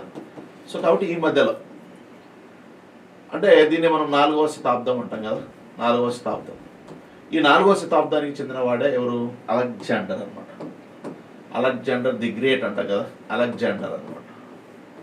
సో ఈ అలెగ్జాండర్ మన భారతదేశం మీద దండయాత్రకు వచ్చాడని చెప్తున్నాం కదా. ఎప్పుడు 326 BC అని కొన్ని బుక్లో ఉంటుంది, 327 BC అని కొన్ని బుక్లో ఉంటుంది. ఈ 2 నెంబర్లు గుర్తుపెట్టుకున్నామా. ఓకే, కన్ఫ్యూజ్ కావడం ఎందుకు, 2 గుర్తుపెట్టుకోండి, ఏదో వస్తుంది రాయండి. ఓకేనా, సో 326 BC, 327 BC. అంటే దీన్నే ఈ సంవత్సరం ఏ మధ్యలో ఉంది, ఈ మధ్యలో ఉంది కదా. సో అందుకే ఇది 4వ శతాబ్దం అని చెప్తాం అనమాట. ఓకేనా, సో ఇక్కడ 300 నుంచి 200, 200 నుంచి 100, 100 నుంచి 100. సో ఈ మధ్య కాలంలో 1వ శతాబ్దం, 2వ శతాబ్దం, 3వ శతాబ్దం, 4వ శతాబ్దం అని చెప్పచ్చు. ఈ 4వ శతాబ్దానికి చెందినవాడు అలెగ్జాండర్. ఈ అలెగ్జాండర్ గురించి చెప్పినటువంటి చరిత్రకారులు ఉంటారు అనమాట. ఆయన గురించి అనేక గ్రంథాలు రాసింటాడు. అలాంటి చరిత్రకారులు ఒకరు అంటున్నాము, ఆ ఒకరి పేరు అయితే లేదు మనకి. ఈ ఒకరు ఏం చేశాడంటే, ఒక వ్యక్తి అలెగ్జాండర్ క్రీస్తు పూర్వం 4వ శతాబ్దానికి చెందినటువంటి అలెగ్జాండర్ ఏవైతే ఉన్నారో, ఈ అలెగ్జాండర్ గురించి పేర్కొన్నటువంటి చరిత్రకారులు అనేక గ్రంథాలు రాస్తారు కదా. అలాంటి చరిత్రకారుల్లో ఒకరు ఏం చెప్పారంటే, 2500 BC నుంచి 1750 BC ఏదైతే ఉందో ఈ మధ్య కాలంలో, ఓకేనా, మనకు సింధు నాగరికత అనేది వర్ధిల్లింది కదా. ఆ టైంలో ఈ సింధు నాగరికత వర్ధిల్లినటువంటి సప్తసింధు ప్రాంతం ఏదైతే ఉందో ఆ సప్తసింధు ప్రాంతం అత్యంత ఓకేనా ఎక్కువ వర్షపాతాన్ని కలిగినటువంటి ప్రాంతం అది. అంటే ఎక్కువ వర్షపాతాన్ని నమోదు చేసింది అప్పట్లో అని చెప్పేసి తన గ్రంథాల్లో పేర్కొనడం జరిగింది. అంటే సార్ ఇక్కడ అలెగ్జాండర్ ముందువారా, సింధు ప్రజలు ముందువారా అంటే సింధు ప్రజలే ముందువారు కదా. ఇప్పుడు మీకు 2500 BC అంటున్నాం కదా. సో నెక్స్ట్ 1750 BC అంటున్నాం. ఈ మధ్య కాలంలో మనకి ఇండస్ వ్యాలీ సివిలైజేషన్ జరుగుతుంది. నెక్స్ట్ తర్వాత 1500 BC నుంచి స్టార్ట్ అయితే 600 BC వరకు ఎవరున్నారు, వేదిక్ సివిలైజేషన్ అనేది స్టార్ట్ అవుతుంది అనమాట. ఓకేనా, సో ఈ నెక్స్ట్ తర్వాత 600 BC నుంచి మీకు ఇక్కడే 16 రాజ్యాలు ఏర్పడతాయి కదా. ఈ 16 రాజ్యాల్లో ఒక రాజ్యం, దీన్ని మనం మగధ అని పిలుస్తాం. ఓకేనా, మగధ. ఈ మగధ ఎప్పుడు ఏర్పడుతుంది, సో మగధను పరిపాలించే హర్యాంక వంశం ఎప్పుడు స్టార్ట్ అవుతుంది. సో నెక్స్ట్ శిశునాగ వంశం తర్వాత ఎవరు వస్తారంటే శిశునాగ వంశం, హర్యాంక వంశం, శిశునాగ వంశం, నంద వంశం, నందవంశం తర్వాత మౌర్య వంశం వస్తుంది. ఈ మౌర్యులు ఏం చేస్తారంటే 321 BC, ఇప్పుడు మౌర్య వంశం అనేది మగధ రాజ్యాన్ని పరిపాలించినటువంటి మౌర్యులు ఓకేనా 321 BCలో రాజ్యాధికారానికి వస్తాడు అనమాట. ఈ 321 కంటే ముందున్నది ఎవరు 327 326లో అలెగ్జాండర్ భారతదేశం దండయాత్రకు వస్తారు. అంటే మౌర్య వంశం కంటే ముందే కదా. అంటే ఇక్కడ మీరు ఏం అర్థం చేసుకోవాలి, మౌర్యన్ డైనాసిటీ కంటే ముందు ఎవరున్నారు, గ్రీకులు ఉన్నారు. అంటే అలెగ్జాండర్ వచ్చాడు. అలెగ్జాండర్ కంటే ముందు 16 రాజ్యాల పరిపాలన ఉంటుంది. దానికంటే ముందు మనకు వేదిక అదే సింధు ఆర్యులు అనే వాళ్ళు ఉంటారు అన్నమాట. ఆర్యుల కంటే ముందు సింధు ప్రజలు ఉంటారు. అన్నప్పుడు ఈ అలెగ్జాండర్ కంటే ప్రాచీనమైనటువంటి ప్రాంతమే కదా ఇది, ఏది సింధు ప్రాంతం అనేది, సింధు నాగరికత అనేది. కాబట్టి బహుశా ఇక్కడ ఈ అలెగ్జాండర్కి సంబంధించినటువంటి ఈ అలెగ్జాండర్ గురించి పేర్కొనేటువంటి వ్యక్తులు ఎవరైతే చరిత్రకారులు ఉంటారో ఆ చరిత్రకారులు ఏం చెప్పారు, ఓకేనా సప్త సింధు ప్రాంతం అనేది అత్యంత వర్షపాతం కలిగినటువంటి ప్రాంతం అని పేర్కొనడం జరిగింది అనమాట. ఓకేనా. సో కానీ ఈ ఏదైతే మనకు సింధు నాగరికతలో భాగంగా ఫస్ట్ వెలుగులోకి వచ్చినటువంటి సైట్ ఏది, హరప్పా సైట్ కానీ, మెహంజదారో సైట్ కానీ, చానుదారో సైట్ కానీ, సుక్తజందార్ కానీ, నెక్స్ట్ తర్వాత సుక్తజందార్ కానీ, నెక్స్ట్ ఇలాంటి సైట్స్ ఇలా మొత్తం కూడా మనకు బయలుపడ్డాయి. ఓకేనా. నెక్స్ట్ తర్వాత గుజరాత్లో 25 మొత్తం స్వతంత్ర భారతదేశంలో 25 సైట్లు తొలిసారిగా కనుక్కున్నారు. నెక్స్ట్ 22 సైట్లు కనుక్కున్నారు. నెక్స్ట్ గుజరాత్ ప్రాంతంలో 190 పైగా సైట్లు కనుక్కున్నారు. అలా టోటల్ సింధు నాగరికతకు సంబంధించి 1000కి పైగా సింధు స్థావరాలను మనం కనుగొనడం జరిగింది. ఎవరు, పురావస్తు శాఖ వారు. ఓకేనా. ఇలాంటి మెజారిటీ సైట్లు మనం ఏం చెప్తున్నాయంటే అన్ని నగరాలుగానే ఎక్కువగా బయలుపడడం జరిగింది. అంటే పట్టణాల కంటే గ్రామాల కంటే పట్టణాలే ఎక్కువగా తవ్వకాల్లో బయలుపడడం జరిగింది. అంటే ఇది అర్బన్ సివిలైజేషన్ కదా. కాబట్టి ఇక్కడ అర్బన్ సివిలైజేషన్ డెవలప్ కావాలంటే ఏమి ప్రధాన ఆధారం ఉండాలి. సో ఎక్కడైతే వ్యాపారం బాగా అభివృద్ధి చెందుతుందో అక్కడే మనకి ఏం డెవలప్ అవుతుంది, అర్బన్ సివిలైజేషన్ డెవలప్ అయ్యి అంటే పట్టణాలు అభివృద్ధి చెందే అవకాశం ఉంది. మరి వ్యాపారం అభివృద్ధి చేయాలంటే ఏం అభివృద్ధి చెంది ఉండాలి, వ్యవసాయం అనేది అభివృద్ధి చెంది ఉండాలి. మరి వ్యవసాయం అనేది అభివృద్ధి చెంది ఉంటే ఏం ఎక్కువగా ఉండాలి, సో వృక్ష సంపద ఎక్కువ ఉండాలి. ఎక్కడైతే వృక్ష సంపద ఉంటుందో అక్కడ మనకు వర్షపాతం అనేది ఆ వృక్ష సంపద వర్షపాతాన్ని అధిక వర్షపాతాన్ని ఆకర్షించే అవకాశం ఉంది. కాబట్టి బహుశా అంటే సింధు స్థావరాల్లో బయలుపడినటువంటి పట్టణాలు దేన్ని సూచిస్తున్నాయి, ఒకప్పుడు సప్త సింధు ప్రాంతం అధిక వర్షపాతాన్ని కలిగి ఉంది అనడానికి ఒక ఆధారంగా చెప్పవచ్చు అని చెప్పేసి చెప్పడం జరుగుతుంది. కానీ ప్రస్తుతం తీసుకుంటే ఈ ప్రాంతం అనేది ఎన్ని సెంటీమీటర్ల వర్షపాతాన్ని కలిగి ఉందంటే సగటు వర్షపాతం కేవలం సో ఇక 15 సెంటీమీటర్ల సగటు వర్షపాతాన్ని కలిగి ఉంది అని చెప్తున్నాం అనమాట. ఓకేనా. సో కాబట్టి ఒకప్పుడు ఈ గ్రంథాలు ఏం చెప్తున్నాయంటే సప్త సింధు ప్రాంతం అనేది అత్యంత ఎక్కువ వర్షపాతాన్ని కలిగి ఉండి ఉండవచ్చు. దానికి ప్రధాన ఆధారాలే సో మన తవ్వకాల్లో బయలుపడినటువంటి అనేక పట్టణ నిర్మాణాలు అని చెప్పొచ్చు అనమాట. ఓకేనా. సో ఇది మనకు చరిత్రకారులు చెప్పేటువంటి అంశం. కానీ ప్రస్తుతం సప్త సింధు ప్రాంతం ఓకేనా సో ఎన్ని సెంటీమీటర్ల వర్షపాతాన్ని నమోదు చేస్తా ఉందంటే 15 సెంటీమీటర్ల సగటు వర్షపాతాన్ని నమోదు చేస్తూ ఈ సప్త సింధు ప్రాంతం ఓకేనా అత్యంత సారవంతమైన భూమిగా లేదు అని చెప్తున్నాం అనమాట. ఓకేనా. ఒకప్పుడు ఉండిండొచ్చు కానీ ఇప్పుడైతే లేదు అని చెప్పేసి సో గ్రంథాల్లో ప్రస్తావించబడింది అనేది గుర్తుపెట్టుకోండి అంతే. ఓకేనా. సో కాబట్టి ఇక్కడ మీరు రెండు విషయాలు గుర్తుపెట్టుకోవాలమ్మా. ఒకప్పుడు సారవంతమైన ప్రాంతంగా ఉండేది, నెక్స్ట్ తర్వాత ఇప్పుడు సారవంతంగా తగ్గింది అని చెప్తున్నాం అంతే. దానికి 1,00,000 కారణాలు. ఇక్కడ వర్షపాతం అనేది ఈ విధంగా ఉండేది అనేది గుర్తుపెట్టుకోండి అంతే. ఇక్కడ ఏం పెద్దగా ఏం లేదు. ఓకేనా. నెక్స్ట్ తర్వాత వచ్చేసి వర్షపాతం తర్వాత 4th వన్ తీసుకుందాం. వృక్ష సంపద అని చెప్పచ్చు. వృక్ష సంపద, ఫారెస్ట్ వెల్త్ అంటాం. వృక్ష సంపద సప్త సింధు ప్రాంతంలో ఫారెస్ట్ వెల్త్ అనేది ఎలా ఉంది అనేది మనం చూస్తాం అనమాట. ఓకేనా. సో ఇక్కడ ప్రాచీన కాలంలో అంటే సప్త సింధు నాగరికత వర్ధిల్లే కాలంలో అంటే ప్రాచీన కాలంలో ఓకేనా అధిక వృక్ష సంపదను కలిగి ఎక్కువగా వృక్ష సంపద ఎలా ఉండేది, సో వృక్ష సంపద ఫారెస్ట్ వెల్త్ అనేది చాలా ఎక్కువగా ఉండేది. చాలా ఎక్కువగా ఉండడం వలన దేన్ని ఆకర్షించేది, అధిక వర్షపాతాన్ని ఆకర్షించడం జరిగింది. అధిక వర్షపాతం ఏ ప్రాంతం అధిక వర్షపాతాన్ని కలిగి ఉందంట, సప్త సింధు ప్రాంతం అనేది అధిక వర్షపాతాన్ని ఎందుకు నమోదు చేసిందంటే అది అధిక వృక్ష సంపదను కలిగి ఉంది కాబట్టి. ఎప్పుడు ప్రాచీన కాలంలో. సో ఈ ప్రాచీన కాలంలో ఉన్నటువంటి అధిక వృక్ష సంపద అనేది క్రమేణా ఏమైపోయింది, తగ్గుముఖం పట్టింది. సో ఈ తగ్గుముఖం పట్టడానికి ప్రధాన కారణాలు ఏంటి అంటే ఆ కారణాలు చెప్తున్నారు అనమాట. సో ఒకటి ఏంటంటే ఇక్కడ వ్యవసాయాన్ని విస్తరించడము, వ్యవసాయ విస్తరణ అంటాం. వ్యవసాయ విస్తరణ అంటే ఇప్పుడు ఇవన్నీ కూడా మనకి అడవులు అని చెప్పొచ్చు అనమాట. సో ఇక్కడ వ్యవసాయం చేయాలంటే మనం ఏం చేయాలి? ఈ అడవులను కొట్టేయాలి కదా, ఓకేనా. సో అలా మనకి ఇలా ఈ తక్కువ ఏరియాలో ఉన్నటువంటి భూమి వ్యవసాయం చేస్తున్నారు. ఇప్పుడు చుట్టూ ఉన్నటువంటి అడవులు నరికేయడం వల్ల ఈ వ్యవసాయం అనేది ఎక్కువ ప్రాంతానికి విస్తరించి, ఓకేనా, చాలా ఎక్కువ ఏరియాలో వ్యవసాయం చేసే అవకాశం ఉంది కదా. అంటే అడవులను నరికివేయడం వల్ల, అడవులు ఎందుకోసం నరికివేస్తున్నారు? వ్యవసాయాన్ని విస్తరించడం కోసం, భూమిని, ఓకేనా, సాగు కోసం ఎక్కువగా విస్తరించడం కోసం అడవులు నరికేస్తున్నారు. ఆ విధంగా అటవీ సంపద చాలా తగ్గిపోయింది. కాబట్టి వ్యవసాయ విస్తరణ కార్యకలాపాల్లో సింధు ప్రజలు పాల్గొనడం వల్ల సో ఏమైపోయింది? సో వృక్ష సంపద అనేది తగ్గుముఖం పట్టింది. ఎక్కువ వృక్ష సంపద ఉంటే అధిక వర్షపాతం వస్తుంది. అధిక వర్షపాతం వస్తే వ్యవసాయం అభివృద్ధి చెందుతుంది. వ్యవసాయం అభివృద్ధి చెందితే సో వర్తక వాణిజ్యాలు డెవలప్ అవుతాయి. వర్తక వాణిజ్యాలు డెవలప్ అయితే చిన్న చిన్న గ్రామాలు కాస్త పట్టణాలుగా మార్పు చెందే అవకాశం ఉంది. ఆ విధంగా పట్టణ నాగరికత అనేది వెలసిల్లింది అని చెప్తాం మనం. సో కాబట్టి ఇక్కడ వృక్ష సంపద ఏమైంది? అనేక కారణాల వల్ల తగ్గుముఖం పట్టింది. ఒకటి, వ్యవసాయ విస్తరణ ఎక్కువైపోయింది, ఓకేనా. పశుగ్రాస అవసరాలు బాగా పెరిగిపోయాయి. నెక్స్ట్ తర్వాత వచ్చేసి ఈ కలపను అడవుల్లో దొరికేటువంటి కలపను వంట చెరుకుగా ఉపయోగించడం మొదలుపెట్టారు. సో కాబట్టి వంట చెరుకుగా ఉపయోగించడం వలన సింధు ప్రజలు తమ మేపుకునేటువంటి పశువులకు పశుగ్రాసంగా అటవీ సంపదను ఉపయోగించారు. అంటే గడ్డిని, అడవుల్లో దొరికేటువంటి గడ్డిని. నెక్స్ట్ తర్వాత సో వ్యవసాయం చేయడం కోసం అడవులను నరికివేశారు. నెక్స్ట్ తర్వాత కలపను ఉపయోగించి వంట చెరుకుగా ఎక్కువగా కలపను వాడడం వల్ల సప్త సింధు ప్రాంతంలో వృక్ష సంపద చాలా తగ్గిపోయింది అని చెప్పేసి చరిత్రకారులు చెప్పడం జరుగుతుంది.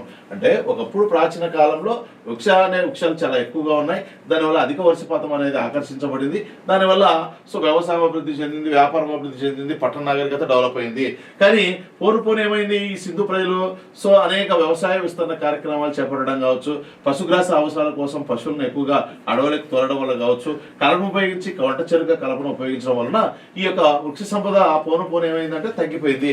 దానివల్ల రాను అధిక వర్షపాతం కూడా తక్కువ వర్షపాతం అని నమోదు చేస్తూ సో వ్యవసాయం అనేది తగ్గిపోతూ సో వ్యాపార వాణిజ్యాలు తగ్గిపోయి సో ఇక్కడ ఈ నాగరికత అందం కావడానికి ఒక కారణం అయిపోయి ఉండొచ్చు అని చెప్పేసి చరిత్రకారులు చెప్పడం జరుగుతుంది అన్నమాట. ఇది మనకు 4th వన్, వృక్ష సంపదకు సంబంధించిన సమాచారం. నెక్స్ట్ తర్వాత 5th వన్ చూద్దాం. 5th వన్ రబీ పంటలు అని చెప్పాం కదా, rabi crops, okay. So rabi కాలాన్ని ఏమని పిలుస్తామంటే రబీ కాలం అన్నా, ఓకేనా, రబీ కాలం అని పిలవచ్చు. దీన్ని మనము ఏమని పిలవచ్చు అంటే రబీ కాలం అని పిలవచ్చు, లేదంటే శీతాకాలం అని పిలవచ్చు. శీతాకాలపు పంటలు అని పిలవచ్చు. దీన్ని ఏమనిపిస్తామంటే ఈశాన్య ఋతుపవన కాలం అని పిలవచ్చు. ఈశాన్య ఋతుపవన కాలం అని పిలవచ్చు. సింపుల్గా మంత్రులు చెప్పాలంటే అక్టోబర్ టు ఏప్రిల్ మధ్యకాలం అని చెప్పచ్చు అనమాట.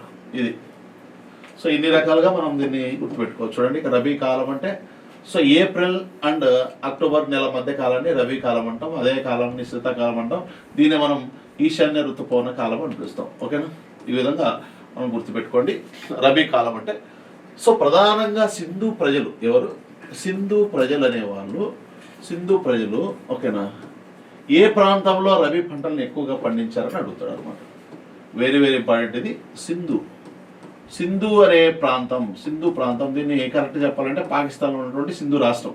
నెక్స్ట్ తర్వాత రెండవది ఏంటంటే భారతదేశంలో ఉన్నటువంటి గుజరాత్ రాష్ట్రం. ప్రస్తుత ప్రాంతాలను మీరు గుర్తుపెట్టుకోండి. ఇక్కడ భారతదేశంలో అయితే గుజరాత్ రాష్ట్రం అనేది గుర్తుపెట్టుకోండి, ఓకేనా. సో భారతదేశంలో అయితే గుజరాత్ రాష్ట్రం ప్రస్తుత గుజరాత్ ఒకప్పుడు, ఎందుకంటే సింధు నాగరికత వర్ధిల్లిన ప్రాంతంలోనే కదా ఈ రాష్ట్రం ఉంది. మీకు ఫస్ట్ క్లాస్ చెప్పేటప్పుడు చెప్పున్నాను చూడండి ఇక్కడ ఇంట్రడక్షన్ దగ్గర. నెక్స్ట్ తర్వాత సింధు రాష్ట్రం అంటే పాకిస్తాన్లో ఉన్న సింధు రాష్ట్రంలోను ప్రస్తుత భారతదేశంలో ఉన్నటువంటి గుజరాత్ రాష్ట్రంలో 2 ప్రాంతాల్లో అత్యధికంగా ఈ యొక్క రబీ పంటలను పండించడం జరిగింది సింధు ప్రజలు. వెరీ ఇంపార్టెంట్, ఓకేనా. సో ఇక్కడ రబీ కాలం అక్టోబర్ టు ఏప్రిల్ మంత్ మధ్య కాలాన్ని మనం రబీ కాలం అని పిలుస్తాం. ఈ కాలాన్నే శీతాకాలం అని పిలుస్తాం. అంటే రబీ పంటలను శీతాకాలపు పంటలను కూడా పిలుస్తాం. ఈశాన్య ఋతుపవన పంటలను పిలుస్తాం. అక్టోబర్ ఏప్రిల్ మధ్య కాలాన్ని మనం రబీ కాలం అని పిలుస్తాము, ఓకేనా. సో సింధు ప్రజలు సింధు రాష్ట్రంలోను నెక్స్ట్ తర్వాత గుజరాత్ రాష్ట్ర భూభాగాలలో ఒకప్పుడు, ఇప్పుడు కాదు నేను చెప్తున్నది, ప్రస్తుత గుజరాత్ రాష్ట్రంలో పాకిస్తాన్లో ఉన్నటువంటి ప్రస్తుత సింధు రాష్ట్ర భూభాగంలో ఒకప్పుడు అంటే 2500 నుంచి 1750 మధ్య కాలంలో సింధు ప్రజలు సప్త సింధు ప్రాంతంలో సింధు నాగరికత వర్ధిల్లిన ప్రాంతాలలో సో పర్టికులర్గా ఈ రెండు ప్రాంతాల్లో ఎక్కువగా ఏ పంటలు పండించారు? రబీ పంటలను పండించడం జరిగింది. ఏంటి ఆ రబీ పంటలు అనేది మనకి ఇప్పుడు ఒక పంట పేరిచ్చి సింధు ప్రజలు పండించిన పంటల్లో ఇది ఏ పంట, ఖరీఫ్ పంటనా రబీ పంటనా అని చెప్పేసి అడిగే అవకాశం ఉంది అనేది గుర్తుపెట్టుకోవాలి. నెక్స్ట్ తర్వాత వచ్చేసి ఫస్ట్ చూడండి, మనకు ఇక్కడ వచ్చినటువంటి పంటలు చూడండి. ఫస్ట్ బార్లీ, రెండు వచ్చేసి గోధుమ, బార్లీ గోధుమ, ఓకేనా. మూడోది బార్లీ గోధుమ. నెక్స్ట్ తర్వాత వచ్చేసి తృణధాన్యాలు, నెక్స్ట్ తర్వాత పప్పు ధాన్యాలు, నెక్స్ట్ తర్వాత నూనె గింజలు అని చెప్పచ్చు, నూనె గింజలు. నెక్స్ట్ 6th వన్ మనకు బఠానీలు అనమాట, ఓకేనా. బఠానీలు, బీన్స్. సో నెక్స్ట్ అవిసెలు అని చెప్పచ్చు, అవిసె గింజలు అంటాం కదా అవి. నెక్స్ట్ తర్వాత బీన్స్ అని చెప్పచ్చు, బీన్స్ మనం ఎక్కువగా బీన్స్ చూస్తూ ఉంటాం కదా. నెక్స్ట్ బఠానీలు ఇవి చూడండి. ప్రస్తుతం ఒకప్పుడు ఈ పంటలు ఉన్నాయా, ఇప్పుడు ఉన్నాయా లేదా చూసుకోండి ఒకసారి. బార్లీ అనేది మనకి ఇప్పుడు దొరుకుతాయి, అప్పుడు దొరుకుతాయి. బార్లీనే మనం యవ్వ అనే పేరుతో కూడా పిలుస్తాం, ఓకేనా. బార్లీ. నెక్స్ట్ గోధుమ, వీట్, మీ అందరికి తెలిసిందే. నెక్స్ట్ తృణధాన్యాలు, ఓకేనా. సో ఇక్కడ పప్పు ధాన్యాలు అంటే పప్పుకు సంబంధించినటువంటివి. తృణధాన్యాలు, సెరల్స్ అంటాం. నెక్స్ట్ నూనె గింజలు, ఆయిల్ సీడ్స్ అంటాం. అవిసె గింజలు మీకు తెలిసే ఉంటాయి. నెక్స్ట్ బీన్స్, బఠానీ. ఒకప్పుడు ఇవన్నీ ఉన్నాయి, ఇప్పుడు కూడా ఉన్నాయి. సో కాబట్టి పంటలు కొత్తగా ఏం లేవు కదా, ఇప్పుడు కూడా ఉన్నాయి ఈ పంటలు, మనం కూడా తింటున్నాం వీటన్నిటిని. సో ఇక్కడ వీటన్నిటిని మనం ఏమని పిలవచ్చు అంటే సింధు ప్రజలు పండించినటువంటి రబీ పంటలు. మీరు ఏం గుర్తుపెట్టుకోవాలంటే ఇక్కడ సో ఈ పంట పేరు ఇచ్చి ఇది సింధు ప్రజలు పండించినటువంటి ఖరీఫ్ పంటనా లేదా రబీ పంటనా అనేది నువ్వు ఐడెంటిఫై చేయగలగాలి అనమాట, ఓకేనా. ఇప్పుడు ఎగ్జాంపుల్ ఇక్కడ వరి ఏమైనా ఉందా? లేదు, ఓకేనా. వరి లేదు, జొన్న లేదు, మొక్కజొన్న లేదు. ఇవన్నీ ఏంటివి? ఖరీఫ్ పంటలు. సో ఇక్కడ మనకు రబీ పంటలు అంటేనే ఫస్ట్ బార్లీ అమ్మ, very very very important. So ఈ పంటల్లో ఎక్కువగా పండించిన పంట ఇది, వెరీ వెరీ ఇంపార్టెంట్. అధికంగా పండించినటువంటి పంట, సో ఎక్కువగా కల్టివేట్ చేశారు. సో ఇక్కడ రబీ పంటల్ని ఎక్కడ పండించారంటే అప్పుడు మీరు సింధు రాష్ట్రం, గుజరాత్ రాష్ట్రం చెప్పుకోవాలన్నమాట. ఇప్పుడు కాదు, ప్రస్తుతం ఉన్నటువంటి ఈ రెండు రాష్ట్ర భూభాగాలు సింధు నాగరికత వర్ధిల్లినప్పుడు, సింధు నాగరికత ఎక్కడైతే డెవలప్ అయ్యిందో ఆ ప్రాంతాలు ఈ రెండు రాష్ట్రాలు ఒకప్పుడు పార్ట్గా ఉండేటివి కాబట్టి ఈ ప్రాంతాల్లో అప్పటికి ఆ కాలంలో, ఓకేనా, ఎక్కువగా రబీ పంటలనే సాగు చేయడం జరిగింది. అలా రబీ పంటలు ఏమేమి ఉన్నాయంటే బార్లీ, గోధుమ, నెక్స్ట్ తృణధాన్యాలు, పప్పు ధాన్యాలు, ఆయిల్ సీడ్స్, అవిసెలు, బీన్స్ అండ్ బఠానీలు అనమాట, ఓకేనా. ఇప్పుడు ఈ రబీ పంటల్లో ఎక్కువగా ఏం కల్టివేట్ చేశారు సింధు ప్రజలు అంటే బార్లీని ఎక్కువగా కల్టివేట్ చేయడం జరిగింది. వెరీ వెరీ వెరీ ఇంపార్టెంట్, ఓకేనా. సో ఇక్కడ మీకు ఇవన్నీ కూడా ఎగ్జామ్లో వస్తాయో లేదో తెలియదు కానీ అధికంగా బార్లీ పండించినటువంటి వారు ఎవరంటే సింధు ప్రజలే అనేది గుర్తుపెట్టుకోండి, వెరీ వెరీ ఇంపార్టెంట్. నెక్స్ట్ తర్వాత ఈ బార్లీ, ఓకేనా. ఈ బార్లీకి సంబంధించిన ఆధారాలు మనకి ఇంపార్టెంట్ ఇప్పుడు. సో ఇక్కడ సింధు ప్రజలు అధికంగా పండించిన పంట అన్నప్పుడు బార్లీనే పెట్టుకోవాలి. ఇది సింధు ప్రజలు అధికంగా పండించిన రబీ పంట అన్నప్పుడు బార్లీ, సింధు ప్రజలు అధికంగా పండించినటువంటి ఖరీఫ్ పంట అన్నప్పుడు వరి, ఓకేనా. సింధు ప్రజలు వరి, ఖరీఫ్ పంట, రబీ పంట రెండిట్లో ఆయన మెన్షన్ చేయకుండా సింధు ప్రజలు ఎక్కువగా పండించిన పంట అంటే బార్లీ అని చెప్పుకోవాలి, ఓకేనా. సో నెక్స్ట్ తర్వాత బార్లీకి సంబంధించిన ఆధారం ఇక్కడ చూడండి, రెండు సైట్లు వస్తాయి ఇక్కడ. సో 1, 2. సో మొదటి సైట్, రెండవ సైట్. సో మొదటి సైట్ ఏంటంటే బన్వాలి అన్నమాట, బన్వాలి. నెక్స్ట్ తర్వాత రెండవ సైట్ కాళీబంగన్ అనమాట, Kalibangan, very very important. Kalibangan, Banawali. So Kalibangan ఏ రాష్ట్రంలో ఉంది? హర్యానా రాష్ట్రంలో ఉంది. నెక్స్ట్ కాళీబంగన్ ఎక్కడ ఉంది? రాజస్థాన్ రాష్ట్రంలో ఉంది. సో ఈ సైటే మనకు అడుగుతాడు ఎగ్జామ్లో, ఓకేనా. ఇక్కడ ఎగ్జామ్ అదే బిట్టుబడేటువంటి ఏరియా ఇది, ఓకేనా. సో సింధు ప్రజలు అధికంగా పండించిన పంట అన్నప్పుడు బార్లీ, సింధు ప్రజలు అధికంగా పండించినటువంటి రబీ పంట అన్నప్పుడు బార్లీ, సింధు ప్రజలు అధికంగా పండించినటువంటి ఖరీఫ్ పంట అన్నప్పుడు వరి, ఓకేనా. వరి గుర్తుపెట్టుకోండి, ఓకేనా. బార్లీ తర్వాత రెండవ స్థానంలో, అంటే ఇక్కడ మనం ఎక్కువగా ప్రజెంట్ మనమైతే ఎక్కువ ఏం తింటున్నాం, వరి ఎక్కువ తింటున్నాం, రైస్. మన ఇంటిలో ప్రజలు 3 పూట్ల భోజనం చేస్తాం, 3 పూట్ల ఎక్కువ రైస్ తినడానికి ప్రయత్నం చేస్తాం మనం. సో నెక్స్ట్ కాబట్టి అప్పట్లో కూడా సింధు ప్రజలు ఎక్కువగా పండించినటువంటి పంట బార్లీ. బార్లీ తర్వాత రెండవ స్థానాన్ని ఆక్రమించినటువంటి పంట గోధుమ. Very very important. ఓకేనా. సో రెండవ స్థానం అన్నప్పుడు ఇక్కడ అన్ని కూడా రెండు పక్కనే రాశాను నేను. ఓకేనా. సో బార్లీ తర్వాత గోధుమ అనేది గుర్తుపెట్టుకోండి. సో బార్లీ పంటకు సార్ నువ్వు బార్లీ అంటున్నావు కదా, మరి బార్లీకి సంబంధించిన ఆధారాలు ఎక్కడ దొరికాయి అన్నప్పుడు, సో ఒకటి బన్వాలి, హర్యానా రాష్ట్రంలో ఉన్నటువంటి బన్వాలి అనేటువంటి ప్రాంతంలో మనకు బార్లీకి సంబంధించినటువంటి ఆధారాలు దొరికాయి అని చెప్పేసి గుర్తుపెట్టుకోండి. సో కాబట్టి అది కూడా నాణ్యమైన బార్లీ. ఓకేనా. నాణ్యమైనటువంటి అత్యంత క్వాలిటీతో కూడినటువంటి బార్లీ పంటకు సంబంధించిన ఆధారాలు మనకు బన్వాలి. సో ఇక్కడ దీన్ని ఎలా గుర్తుపెట్టుకోవడం చూసుకోండి ఇక్కడ మీరు. ఓకేనా. బన్వాలీలో బాగుంది కదా, బార్లీలో బాగుంది కదా. సో కాబట్టి బార్లీ పంట అంటానే బన్వాలి అనేది గుర్తుపెట్టుకోండి. Very very important. నెక్స్ట్ తర్వాత వచ్చేసి రెండవది కాళీబంగన్. కాళీబంగన్ అనేటువంటి ప్రాంతంలో, కాళీబంగన్ అనేది కూడా ఉంది. కాళీబంగన్ అనగా నల్లని గాజులని, కాళీబంగన్ అనేటువంటి సైట్ రాజస్థాన్ రాష్ట్రంలో ఉందని. సో ఈ కాళీబంగన్ అనేటువంటి ప్రాంతంలో బార్లీకి సంబంధించినటువంటి ఆధారాలు దొరికాయి. Very very important. ఓకేనా. బార్లీ పంటకు సంబంధించి మీరందరూ ఈ బన్వాలి చదివింటారు, కాళీబంగన్కు సంబంధించిన ఆధారాలు దొరికిండవు. కాబట్టి ఈ రెండు సైట్లలో కూడా బార్లీకి సంబంధించిన ఆధారాలు ఉంటాయి అనేది గుర్తుపెట్టుకోండి. ఓకేనా. సో నెక్స్ట్ మెజారిటీ బుక్స్లో మీకు బన్వాలీనే ఉంటుంది, కాళీబంగన్ కనిపించదు. సో కొత్తగా యాడ్ చేసినటువంటి సైట్ ఇది. ఓకేనా. నెక్స్ట్ తర్వాత వచ్చేసి ఇంకో విషయం ఏంటంటే కాళీబంగన్ అనేటువంటి ప్రాంతంలో తందూరి పొయ్యిలు దొరికాయి అనమాట. పొయ్యిలు సింపుల్గా చెప్పాలంటే పొయ్యి అని అర్థం అనమాట. సో ఈ సైడ్ ఒక ఇటుక, ఈ సైడ్ ఒక ఇటుక పెట్టి, సో మధ్యలో కట్టెలు పెట్టి కాల్చుతూ అంటాం కదా, దీన్ని మనం పొయ్యి అంటాం కదా. ఓకేనా. సో కాబట్టి ట్రెడిషనల్ పొయ్యి అని చెప్పొచ్చు అనమాట, సాంప్రదాయబద్ధమైనటువంటి పొయ్యిలు. వీటిని ఏమని పిలుస్తామంటే తందూరి పొయ్యిలు అంటాం. ఈ తందూరి పొయ్యిలు అనేవి ఎక్కడ దొరికాయి, కాళీబంగన్లో దొరికాయి. సో కాబట్టి ఈ తందూరి పొయ్యిలు దేన్ని చూస్తాయంటే రొట్టెల తయారీకి. రొట్టెలు ఉంటాయి కదా మనకి, రొట్టెలు, అది బార్లీ రొట్టెలు కావచ్చు, గోధుమ రొట్టెలు కావచ్చు, ఏదైనా సరే. ఇక్కడ రొట్టెల తయారీకి 5000 ఏళ్ల చరిత్ర ఉంది, 5000 ఏళ్ల చరిత్ర అనేది ఉంది అని చెప్పేసి మనకు చరిత్రకారులు భావించడం జరుగుతుంది అనమాట. అంటే కాళీబంగన్లో దొరికినటువంటి తందూరి పొయ్యిల యొక్క ఆధారాలను బట్టి, అంటే పొయ్యిలకు సంబంధించిన ఆధారాలు దొరికినాయి కాళీబంగన్లో. సరే మరి ఆ పొయ్యికి రొట్టెకి సంబంధం ఏముంది సార్ అని అడగచ్చు. ఓకేనా. మరి బుక్లో అదే ఉందమ్మా, మనకి తందూరి పొయ్యిలు దొరికాయంట. ఆ యొక్క పొయ్యిలను బట్టి ఆ యొక్క భారతదేశంలో రొట్టెల తయారీకి 5000 ఏళ్ల చరిత్ర ఉందని చెప్పేసి చరిత్రకారులు చెప్తున్నారు అనమాట. ఓకేనా. సో ఆ విధంగా 3 సైట్లు గుర్తుపెట్టుకోండి మనకు. సో కాళీబంగన్ అనేది 2 అంశాలు కనిపిస్తున్నాయి. కాళీబంగన్లో బార్లీకి సంబంధించినటువంటి ఆధారాలు దొరికాయి. సో పొయ్యిలకు సంబంధించిన ఆధారాలు దొరికాయి. అక్కడ ఉన్నటువంటి పొయ్యిలను బట్టి సో భారతదేశంలో తయారైనటువంటి రొట్టెలకు ఎంత చరిత్ర ఉందంటే 5000 ఏళ్ల చరిత్ర ఉంది. 5000 ఏళ్ళు అంటే ఏమో అర్థం చేసుకోవాలి. ఇప్పుడు 2026 సంవత్సరాలు ఉన్నాయి మనకి క్రీస్తు తర్వాత. దానికంటే ముందు ఒక 3000 సంవత్సరాలు అనుకుంటే రఫ్గా ఒక 5000 సంవత్సరాల క్రితం అంటే అర్థమేమని, సింధు ప్రజల కాలంలో, సింధు నాగరికత కాలంలో రొట్టెలు తయారు చేశారని కదా అర్థము. ఓకేనా. అలా నువ్వు అర్థం చేసుకోవాలి.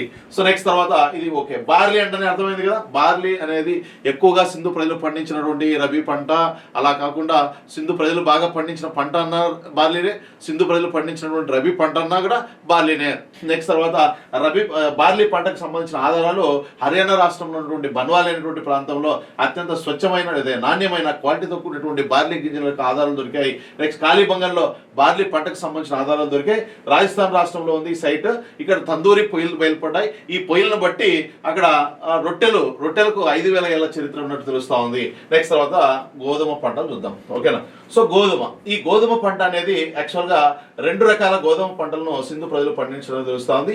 ఈ గోధుమ పంటలు ఎక్కడంటే మనకి పాకిస్తాన్ దేశంలోని, ఓకేనా, ప్రస్తుత పాకిస్తాన్ దేశంలోని, ఓకేనా, ఖైబర్ పంక్తు, ఓకేనా, ఖైబర్ పంక్తు అనేటువంటి ప్రాంతం ఉంది కదా. ఈ ఖైబర్ పంక్తు అనేటువంటి ప్రాంతంలో రెహమాన్ తెరి అనేటువంటి ప్లేస్ ఉందన్నమాట. రెహమాన్ తెరి. ఓకేనా. వెరీ వెరీ ఇంపార్టెంట్ సైట్ అమ్మా ఇది కూడా. సో రెహమాన్ తెరి అనేటువంటి సైట్లో ఇక్కడ మీకు రెహమాన్ చూడండి ఇక్కడ, రెహమాన్ తెరి ఇది సైట్ అమ్మా ఇది. ఇది చాలా ఇంపార్టెంట్ సైట్. ఇక్కడ బన్వాలి ఎంత ఇంపార్టెంటో, కాళీబంగన్ అంత ఇంపార్టెంటో. సో గోధుమ పంట అంటానే ఈ సైట్ చాలా ఇంపార్టెంట్ మనకి. ప్రస్తుతం ఎక్కడుంది ఇది? పాకిస్తాన్లోని ఖైబర్ పఖ్తూన్ఖ్వా అనేటువంటి ప్రాంతానికి సమీపంలో రెహమాన్ అనేటువంటి విలేజ్ ఉంది. ఆ విలేజ్ దగ్గరగా మనకు గోధుమ పంటకు సంబంధించినటువంటి ఆదవాలు దొరకడం జరిగింది అనమాట. ఓకేనా. నెక్స్ట్ తర్వాత తృణధాన్యాలు. ఇక్కడ తృణధాన్యాలను ఏం చేసేవాళ్ళంటే ఇప్పుడు గ్రామీణ ప్రాంతాలు, ఇక్కడ సింధు నాగరికత కాలంలో గ్రామాలు ఉన్నాయి, పట్టణాలు ఉన్నాయి. సో ఇక్కడ మనం చదువుతున్నది వ్యవసాయం గురించి కాబట్టి గ్రామీణ ప్రాంతంలో వ్యవసాయం సంబంధించిన ఆధారాలు దొరుకుతున్నాయి. యాక్చువల్గా అంటే గ్రామీణ నాగరికత, పట్టణ నాగరికత అంటే ఇక్కడ గ్రామాలు తక్కువ సంఖ్యలో ఉన్నాయి, పట్టణాలు ఎక్కువ సంఖ్యలో ఉన్నాయి కాబట్టి ఇండస్ వ్యాలీ సివిలైజేషన్ అనేది ఇది అర్బన్ సివిలైజేషన్ అని చెప్తున్నాం యాక్చువల్గా. ఓకేనా.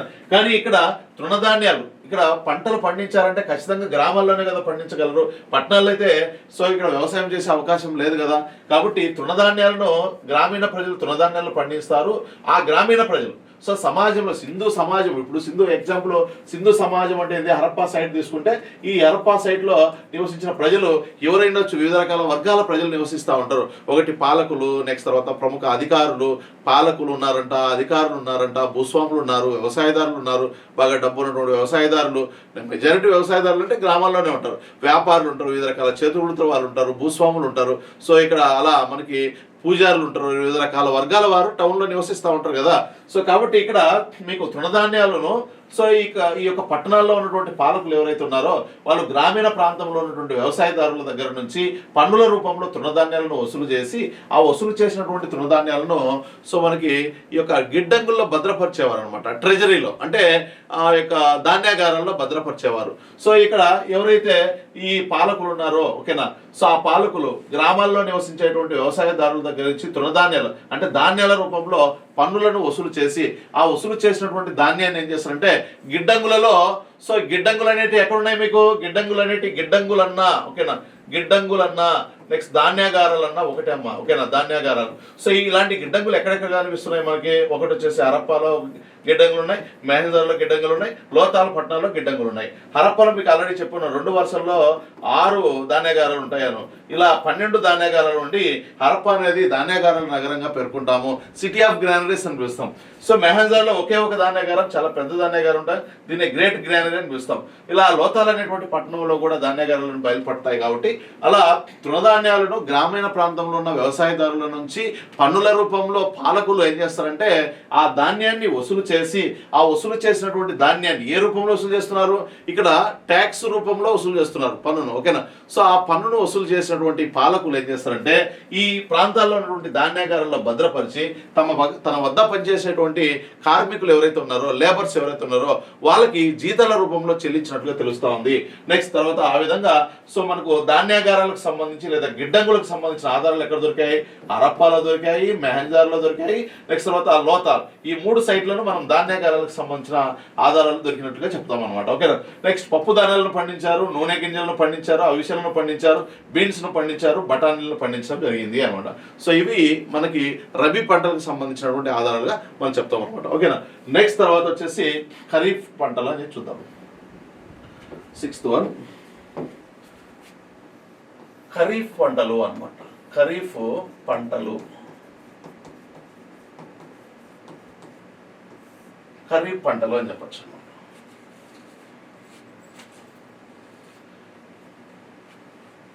ఖరీఫ్ పంటలు చూడండి. ఖరీఫ్ పంటలు అంటే ఎగ్జాక్ట్గా చెప్పాలంటే దీన్ని ఖరీఫ్ కాలమని, ఖరీఫ్ కాలమని,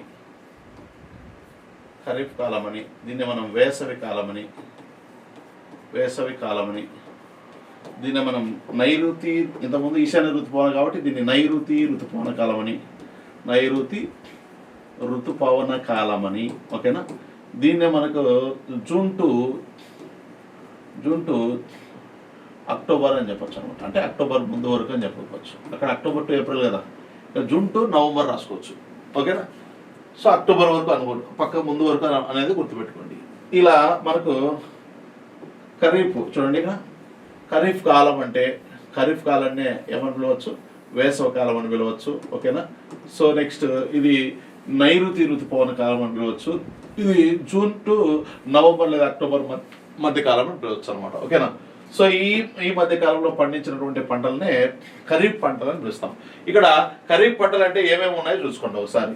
సో ఇక్కడ ఫస్ట్ వచ్చేసి ఫస్ట్ ప్రయారిటీ వరి అండి.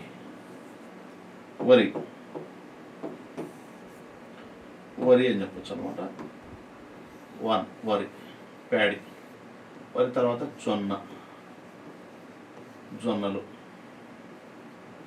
జొన్నల తర్వాత మనకు ప్రధానంగా ఏం తీసుకుంటామంటే ఖర్జూరాలు, ద్రాక్ష. ఖర్జూర పంట. నెక్స్ట్ తర్వాత ద్రాక్ష పంట అని చెప్పచ్చు. నెక్స్ట్ తర్వాత పత్తి పంట అని చెప్పచ్చు, పత్తి. నెక్స్ట్ తర్వాత జనపనార. యాక్చువల్గా నారలు అంటాం కానీ జనపనారలు అంటే జూట్ అని చెప్పచ్చు అన్నమాట. నెక్స్ట్ తర్వాత 7th వన్ మొక్కజొన్న అని చెప్పచ్చు. మొక్కజొన్న ఇదొక సైడ్, ఇదొక క్రాప్ అన్నమాట. సో ఇక్కడ మొక్కజొన్న, చిరుధాన్యాలు, నువ్వులు, ఆవాలు, రాగు. చిరుధాన్యాలు, నువ్వులు, నెక్స్ట్ ఆవాలు, రాగులు. ఇవన్నీ కూడా మనకు ఇవి ఖరీఫ్ పంటలు. సార్ టాప్ ఏంటంటే ఈ రెండు కూడా ఇంపార్టెంట్ మనకి. ఇవి ఇంపార్టెంట్ మనకి, ఓకేనా. ఇవి రెండు కమర్షియల్ క్రాప్స్ అంటాం. ఇవన్నీ ఫుడ్ క్రాప్స్ అంటాం. వీటిని కమర్షియల్ క్రాప్స్ అని పిలుస్తాం. కమర్షియల్ క్రాప్లో టాప్ ఏంటంటే పత్తి, ఖరీఫ్ పంటలు అని చెప్పేది. అదే మీకు ఖరీఫ్ పంటల్లో మామూలుగా ఫుడ్ క్రాప్స్లో టాప్ ఏంటంటే వరి తర్వాత రెండో ప్రధానమైంది జొన్న అని చెప్తాం అనమాట, ఓకేనా. అలా చూడండి ఒకసారి మళ్ళీ. దీంట్లో కూడా చాలా చాలా ఇంపార్టెంట్ మనకి. వరికి సంబంధించిన ఆధారాలు 1800 BCలో 1800 సంవత్సరంలో. సో ఇక్కడ క్రీస్తు పూర్వం 1800 సంవత్సరాల కాలంలో వరిని పండించిన ఆనవాళ్ళు దొరికాయంట. ఎప్పుడు చూడండి, వరికి సంబంధించిన ఆనవాళ్ళు ఎన్ని సంవత్సరాల క్రితం ఉన్నాయంటే 1800 BC. ఎక్కడ దొరికిందంటే మనకి లోథాల్ అనేటువంటి పట్టణంలో. సో ఏం దొరికాయి? మట్టి పెళ్ళలు దొరికాయి. ఈ విధంగా మట్టి పెళ్ళలు దొరికాయి. ఈ మట్టి పెళ్ళల్లో మనకి ఏం కనిపిస్తున్నాయంటే వరి పొట్టు. చూడండి ఇక్కడ ఇది వరి పొట్టు అనేవి ఇటు ఉన్నాయి అనమాట. సో మట్టి పిల్లలతో కూడినటువంటి వరి పొట్టు అని చెప్పొచ్చు అనమాట. ఇది మట్టి పిల్లలు. సో ఈ మట్టి పిల్లలతో అంటే ఇక్కడ మధ్యలో మనకి ఏం కనిపిస్తున్నాయి? వరి పొట్టు. సో వరి పొట్టుతో కూడినటువంటి మట్టి పిల్లలు ఎక్కడ దొరికాయి మనకి? సో లోతాల్ అనేటువంటి ప్రాంతంలో దొరికాయి.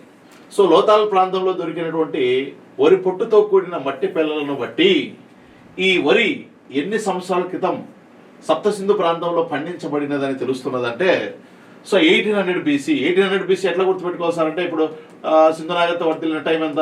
2500 BC. నెక్స్ట్ ఏమొస్తుంది? 400 BC వస్తుంది. నెక్స్ట్ 2300 వస్తుంది. నెక్స్ట్ 2200 వస్తుంది. 2100 వస్తుంది. నెక్స్ట్ 2000 వస్తుంది.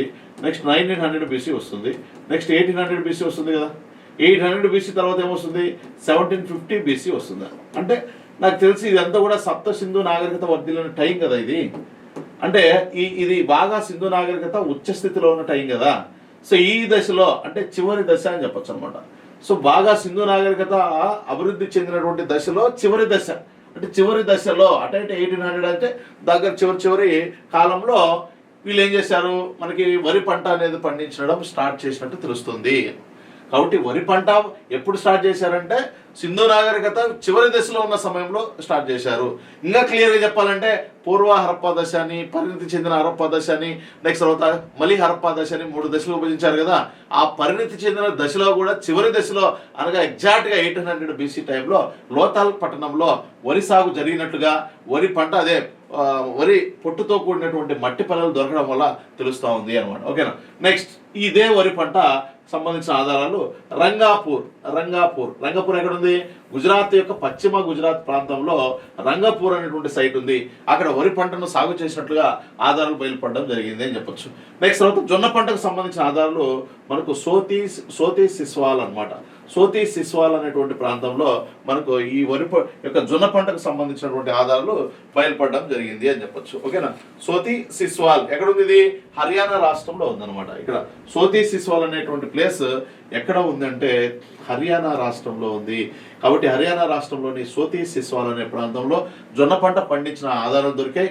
వరి పంటకు సంబంధించి 2 సైట్లు గుర్తుపెట్టుకోండి. ఒకటి లోతాలు, 2 రంగాపూర్. లోతాల్లో క్లియర్గా 1800 BCలో వరి పంట సాగు చేసినట్లుగా అక్కడ దొరికినటువంటి వరి పుట్టుతో కూడినటువంటి మట్టి పిల్లల ద్వారా తెలుస్తూ ఉంది. నెక్స్ట్ తర్వాత రంగాపూర్లో కూడా వరి సాగుకు సంబంధించిన ఆధారాలు దొరికాయి. నెక్స్ట్ తర్వాత ఖర్జూరపు, ద్రాక్ష ఈ 2 పంటలు వచ్చేసి లోతాలు. ఓకేనా. లోతాల్ అండ్ రంగాపూర్ ఈ 2 ప్రాంతాల్లో ద్రాక్ష, ఖర్జూరపు సంబంధించిన ఆధారాలు కూడా దొరికాయని చెప్పచ్చు అనమాట. నెక్స్ట్ తర్వాత పత్తి తీసుకుంటే ప్రపంచంలోనే సో పత్తిని పండించిన తొలి ప్రజలు ఎవరైనా ఉన్నారంటే అది సింధు ప్రజలు. ఓకేనా. ప్రపంచంలో తొలిసారిగా వెరీ వెరీ ఇంపార్టెంట్, ప్రపంచంలోనే పత్తిని పండించింది మొదటి వారు ఎవరంటే సింధు ప్రజలే. ఓకేనా. సో ఈ పత్తికి సంబంధించి సో ఇక్కడ పత్తిని పండించినటువంటి ప్రాంతమైనటువంటి సప్త సింధు ప్రాంతం ఉంది కదా, ఈ సప్త సింధు ప్రాంతాన్ని ఓకేనా ఎవరు? ఒకరు గ్రీకులు, 2 సుమేరియన్లు అనమాట. సుమేరియన్స్ వీళ్ళిద్దరు ఏమన్నారంటే సప్త సింధు ప్రాంతాన్ని సింధన్ అనే పేరుతో పిలిచారనమాట. ఏ పేరుతో? సింధన్ అనే పేరుతో పిలిచారనమాట. సింధన్ అని కూడా పిలవచ్చు. ఇంగ్లీష్లో అయితే సింధన్ అనేటువంటి పేరుతో పిలుస్తాం. సో ఇది చూడండి, సప్త సింధు ప్రాంతంలో ఏం పండించారు? పత్తిని పండించారు. పత్తిని పండించిన సప్త సింధు ప్రాంతాన్ని గ్రీకులు, సుమేరియన్లు ఏమని పిలిచారు తమ గ్రంథాలు అంటే సింధన్ అనేటువంటి పేరుతో పిలిచారు. అంతేకాకుండా పత్తికి సంబంధించి ఎందుకంటే ఇలా ఎక్కువగా పండించినటువంటి పత్తిని సింధు ప్రజలు ఏం చేశారంటే సో మెసపొటోమియాకు అంటే సుమేరియన్లకి లేదా ఇరాక్ ప్రాంతానికి ఎక్స్పోర్ట్ చేయడం జరిగింది అనమాట. సో ఈ మెసపొటోమియా అనేటువంటి ప్రాంతం ఏదైతే ఉందో మెసపొటోమియా ఈ మెసపొటోమియా అనే ప్రాంతంలో ఉమ్మా అనేటువంటి ప్రాంతం ఉంది. ఈ ఉమ్మా అనే ప్రాంతంలో పత్తికి సంబంధించినటువంటి బేళ్లు బయలుపడ్డాయి. ఇక్కడ బేళ్లలోనే కదా కొలిచేది పత్తిని.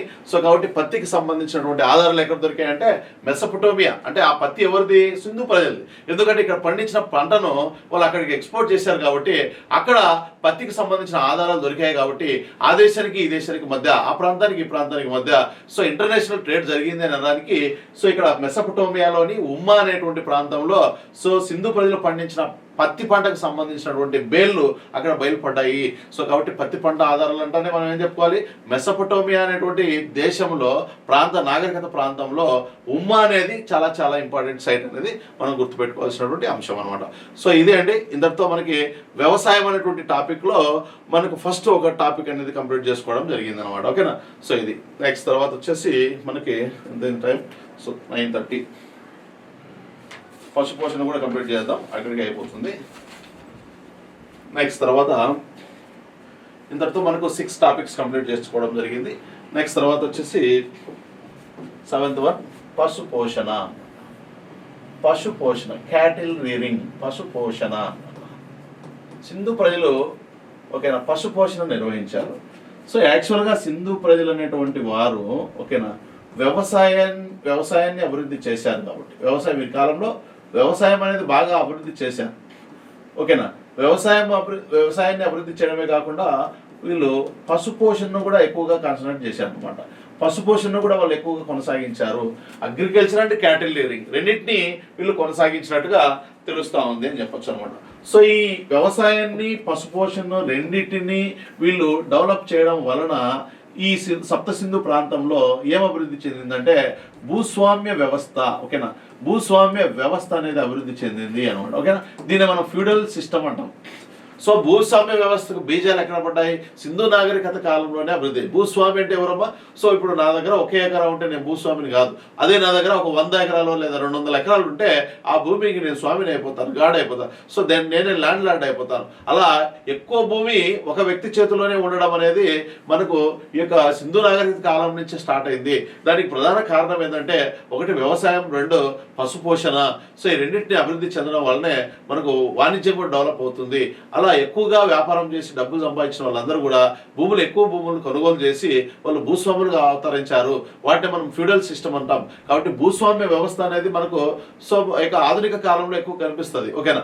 ఆ భూస్వామ్య వ్యవస్థకు బీజాలు ఎక్కడ పడ్డాయి అంటే మనకు సింధు నాగరికత కాలంలోనే అభివృద్ధి చెందిందని చెప్తాం అనమాట. ఓకేనా. సో ఆ విధంగా వీళ్ళు పశుపోషణలో భాగంగా గ్రామీణ ప్రాంత ప్రజలు ఎక్కువగా సింధు నాగరికత కాలంలో కొండ ప్రాంతాల్లో ఎక్కువ గ్రామీణ ఆర్థిక వ్యవస్థ కనిపిస్తుంది అనమాట.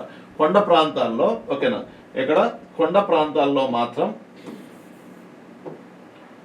కొండ ప్రాంతం సింధు నాగరికతలోని కొండ ప్రాంతాలలో ఎటువంటి ఆర్థిక వ్యవస్థ అంటే గ్రామీణ ఆర్థిక వ్యవస్థ అమలు చేయబడిందంట. ఓకేనా, గ్రామీణ ఆర్థిక వ్యవస్థ ఓకేనా. దీన్ని మనం విలేజ్ ఎకానమీ అంటాం. విలేజ్ లెవెల్ ఎకానమీ అంటే గ్రామీణ ఆర్థిక వ్యవస్థ అమలు చేయబడిందని చెప్పొచ్చు. సింధు ప్రజలు పశుపోషణలో భాగంగా ఎటువంటి పశువులు వీళ్ళు మచ్చిక చేసుకున్నారంటే, ఒకటి ప్రధానంగా మనం చూసుకోవాల్సింది ఫస్ట్ కుక్క అండి, వెరీ వెరీ ఇంపార్టెంట్. కుక్క. రెండవది పిల్లి అని చెప్పచ్చు అనమాట. కుక్క పిల్లి అని చెప్పచ్చు. కుక్క పిల్లి. నెక్స్ట్ తర్వాత వచ్చేసి గొర్రెలు, మేకలు, పందులు. ఈ మూడింటిని ఓకేనా, ఈ మూడింటిని ఎందుకోసం ఉపయోగించవచ్చు? ఈ సింధు ప్రజలు మాంసం కోసం, అంతేగా. ఈ మాంసం కోసం వీటిని పెంచుకొని ఉండవచ్చు. ఓకేనా, మచ్చిక చేసుకొని అక్కడ పెంచుకుంటూ ఉంటారు. సో తర్వాత ఏం చేస్తారంటే వీటిని మాంసానికి ఆహారంగా ఉపయోగించవచ్చు. కుక్కలు పిల్లలకు సంబంధించిన పాదముద్రలు మనకు అనేక సింధు స్థావరాలు బయలుపడడం జరిగింది. సో ఇక్కడ పర్టికులర్గా సైట్లు అనేది ఇక్కడ దొరకనప్పటికీ మెయిన్ పాదముద్రలు, ఎవరి యొక్క పాదముద్రలు? కుక్క అండ్ పిల్లి యొక్క పాదముద్రలు దొరకడం వల్ల వీళ్ళకు పిల్లిని కుక్కలను మచ్చిక చేసుకుంటే తెలుస్తూ ఉంది. వీళ్ళు మచ్చిక చేసుకున్న జంతువుల్లో ప్రధానమైనది కుక్క. ఓకేనా. నెక్స్ట్ తర్వాత వీళ్ళు ఇంకే జంతువుల్లో చేసుకున్నారంటే, ఒకటి బర్రె. ఓకేనా, బర్రె అని చెప్పచ్చు. నెక్స్ట్ బర్రె అనేది ఏంది? ఫిమేల్ కదా. నెక్స్ట్ తర్వాత బర్రెకి ఆపోజిట్ ఏముంది? దున్నపోతు అని చెప్పచ్చు అనమాట, దున్నపోతు. నెక్స్ట్ తర్వాత మనకి మూపురం, అది పెద్ద మూపురం కలిగినటువంటి ఆంబోతు. సో దీన్ని ఎక్కువగా వీళ్ళు ఇష్టపడేవాళ్ళంట. సో ఎక్కువగా లైక్ చేసేవాళ్ళు వీళ్ళు. ఓకేనా. సో పెద్ద మూపురం కలిగినటువంటి ఆంబోతుని ఎక్కువగా సింధు ప్రజలు లైక్ చేసినట్టుగా, ఇష్టపడినట్టుగా తెలుస్తూ ఉంది. నెక్స్ట్ తర్వాత ఎక్కువగా మచ్చిక చేసుకున్న జంతువు అయితే కుక్కతో పాటు పిల్లిని కూడా చేసుకున్నారు. వాటికి సంబంధించిన పాదముద్రలు సింధు స్థావరాల్లో బయలుపడ్డాయి. నెక్స్ట్ గొర్రెలను, మేకలను, పందులను వీళ్ళు మాంసాహారంగా ఉపయోగించడం జరిగింది. నెక్స్ట్ బర్రెలు, దున్నలు. ఓకేనా. సో దున్నపోతు, బర్రె తెలుసు కదా. సో ఇవి పాలిస్తాయి కదా, కాబట్టి పశుపోషణకు వీటికి ఎక్కువగా యూజ్ చేసుకున్నట్టుగా తెలుస్తూ ఉంది అని. నెక్స్ట్ తర్వాత ఆవులను మచ్చిక చేసుకోవడం జరిగింది. ఓకేనా. ఆవు అనేది ఫిమేల్ కదా. నెక్స్ట్ తర్వాత ఎద్దు. ఓకేనా, ఎద్దుతో ఇది అనేది మేల్ కదా. నెక్స్ట్ తర్వాత గంగిరెద్దు అని చెప్పచ్చు అనమాట, గంగిరెద్దు. సో గంగిరెద్దులు కూడా, ఇది కూడా మేలే. ఓకేనా. ఆ విధంగా అదొక టైప్ ఆఫ్ అనమాట.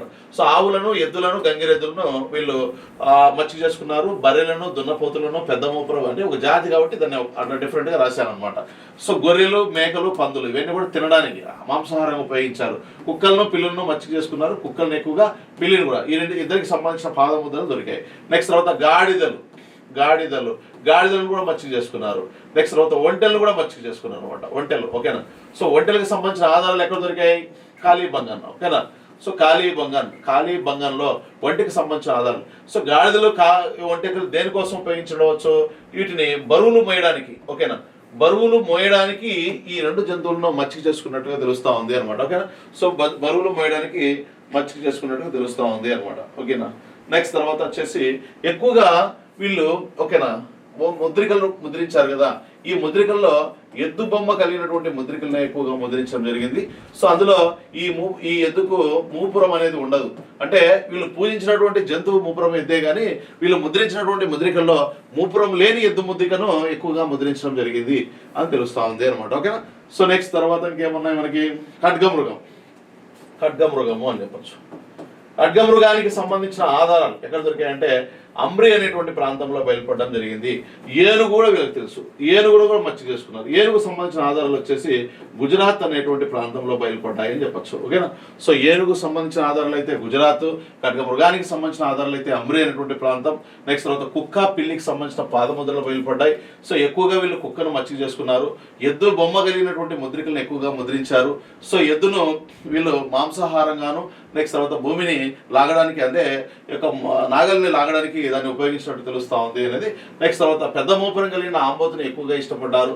బర్రెలను, దున్నపోతులను, నెక్స్ట్ తర్వాత ఆవులను, ఎద్దులను, గంగిరెద్దులను, ఓకేనా, సో గొర్రెలు, వీటన్నిటిని వీళ్ళు మచ్చిక చేసుకున్నట్టు తెలుస్తూ ఉంది అనమాట. ఓకేనా, సో ఇది అంతేకాకుండా ఒక విషయం ఏంటంటే ఇక్కడ మీకు గుర్రానికి సంబంధించిన ఆధారాలు కూడా మనం చూడాలి. ఓకేనా, గుర్రం అనేది యాక్చువల్గా ఈ గుర్రాన్ని కూడా సంబంధించిన ఆధారాలు కూడా దొరికాయి. వాస్తవంగా గుర్రం అనేది సింధు ప్రజలకు తెలియదమ్మా. సింధు ప్రజలకి గుర్రం తెలియదు. కానీ గుర్రానికి సంబంధించిన ఆధారాలు మనకు తెలియదు, సింధు ప్రజలకు తెలియదు అని చెప్పింది ఎవరంటే రోమిల్లా తాపర్ అని చెప్పొచ్చు. రోమిల్లా తాప్. కానీ సింధు ప్రజలు గుర్రానికి సంబంధించిన అవశేషాలు 2 ప్రాంతాల్లో బయలుపడడం జరిగింది. ఒకటి మెహంజదారో అని చెప్పొచ్చు, మెహంజదారో. రెండవది వచ్చి సర్కోటోడా అని చెప్పొచ్చు, సర్కోటోడా. ఈ సర్కోటోడా అనేటువంటి ప్రాంతంలో గుర్రపు అవశేషాలు బయలుపడ్డాయంట. ఏం అవశేషాలు? గుర్రానికి సంబంధించిన అవశేషాలు అంటే అస్థికలు అని చెప్పొచ్చు అన్నమాట. మెహంజదారో యొక్క పై పొరల్లో ఓకేనా. సో ఇక్కడ గుర్రానికి సంబంధించిన అవశేషాలు బయలుపడినట్టుగా మనకి 2 సైట్లను తీసుకోవడం జరుగుతుంది అన్నమాట. మెజారిటీ బుక్స్లో సర్కోటోడా అనేటువంటి సైటే చెప్తారు. కానీ ఇక్కడ మొహంజదారో అనేటువంటి ప్రాంతంలో కూడా మొహంజదారో సైట్ అనేది మనకు తవ్వకాలు 2 రకాలుగా జరుగుతాయని చెప్పుకున్నాం కదా. ఒకటి నిలువు తవ్వకాలు, నెక్స్ట్ సమాంతర తవ్వకాలు. ఆ సమాంతర తవ్వకాలు జరిగినటువంటి ప్రాంతం మొహంజదారో. కాబట్టి ఈ మొహంజదారో, ఎందుకంటే మొహంజదారో చాలా పెద్ద సైట్ కదా, చాలా విస్తృతమైనటువంటి సైట్ కాబట్టి ఇక్కడ సమాంతర తవ్వకాలు జరపడం జరిగింది. ఈ సమాంతర తవ్వకాల్లో భాగంగా మొహంజదారో యొక్క పై పొరల్లో సో గుర్రానికి సంబంధించిన అవశేషాలన్నింటి బయలుపడినట్టుగా తెలుస్తూ ఉంది అనమాట. ఇంతటితో మనకు సింధు నాగరికతకు సంబంధించిన వ్యవసాయం అనేటువంటి టాపిక్, పశుపోషణ అనేటువంటి టాపిక్ 2 కూడా కంప్లీట్ చేసుకోవడం జరిగింది. నెక్స్ట్ సెషన్లో మనం స్వదేశీ వాణిజ్యం, విదేశీ వాణిజ్యం కంప్లీట్ చేయడంతో అక్కడికి మనకు ఆర్థిక వ్యవస్థ అనేది కంప్లీట్ అవుతుంది అనమాట. ఓకేనా, థ్యాంక్ యూ ఫ్రెండ్స్. నెక్స్ట్ సెషన్లో కలుద్దాం. Thank you. Good night to all.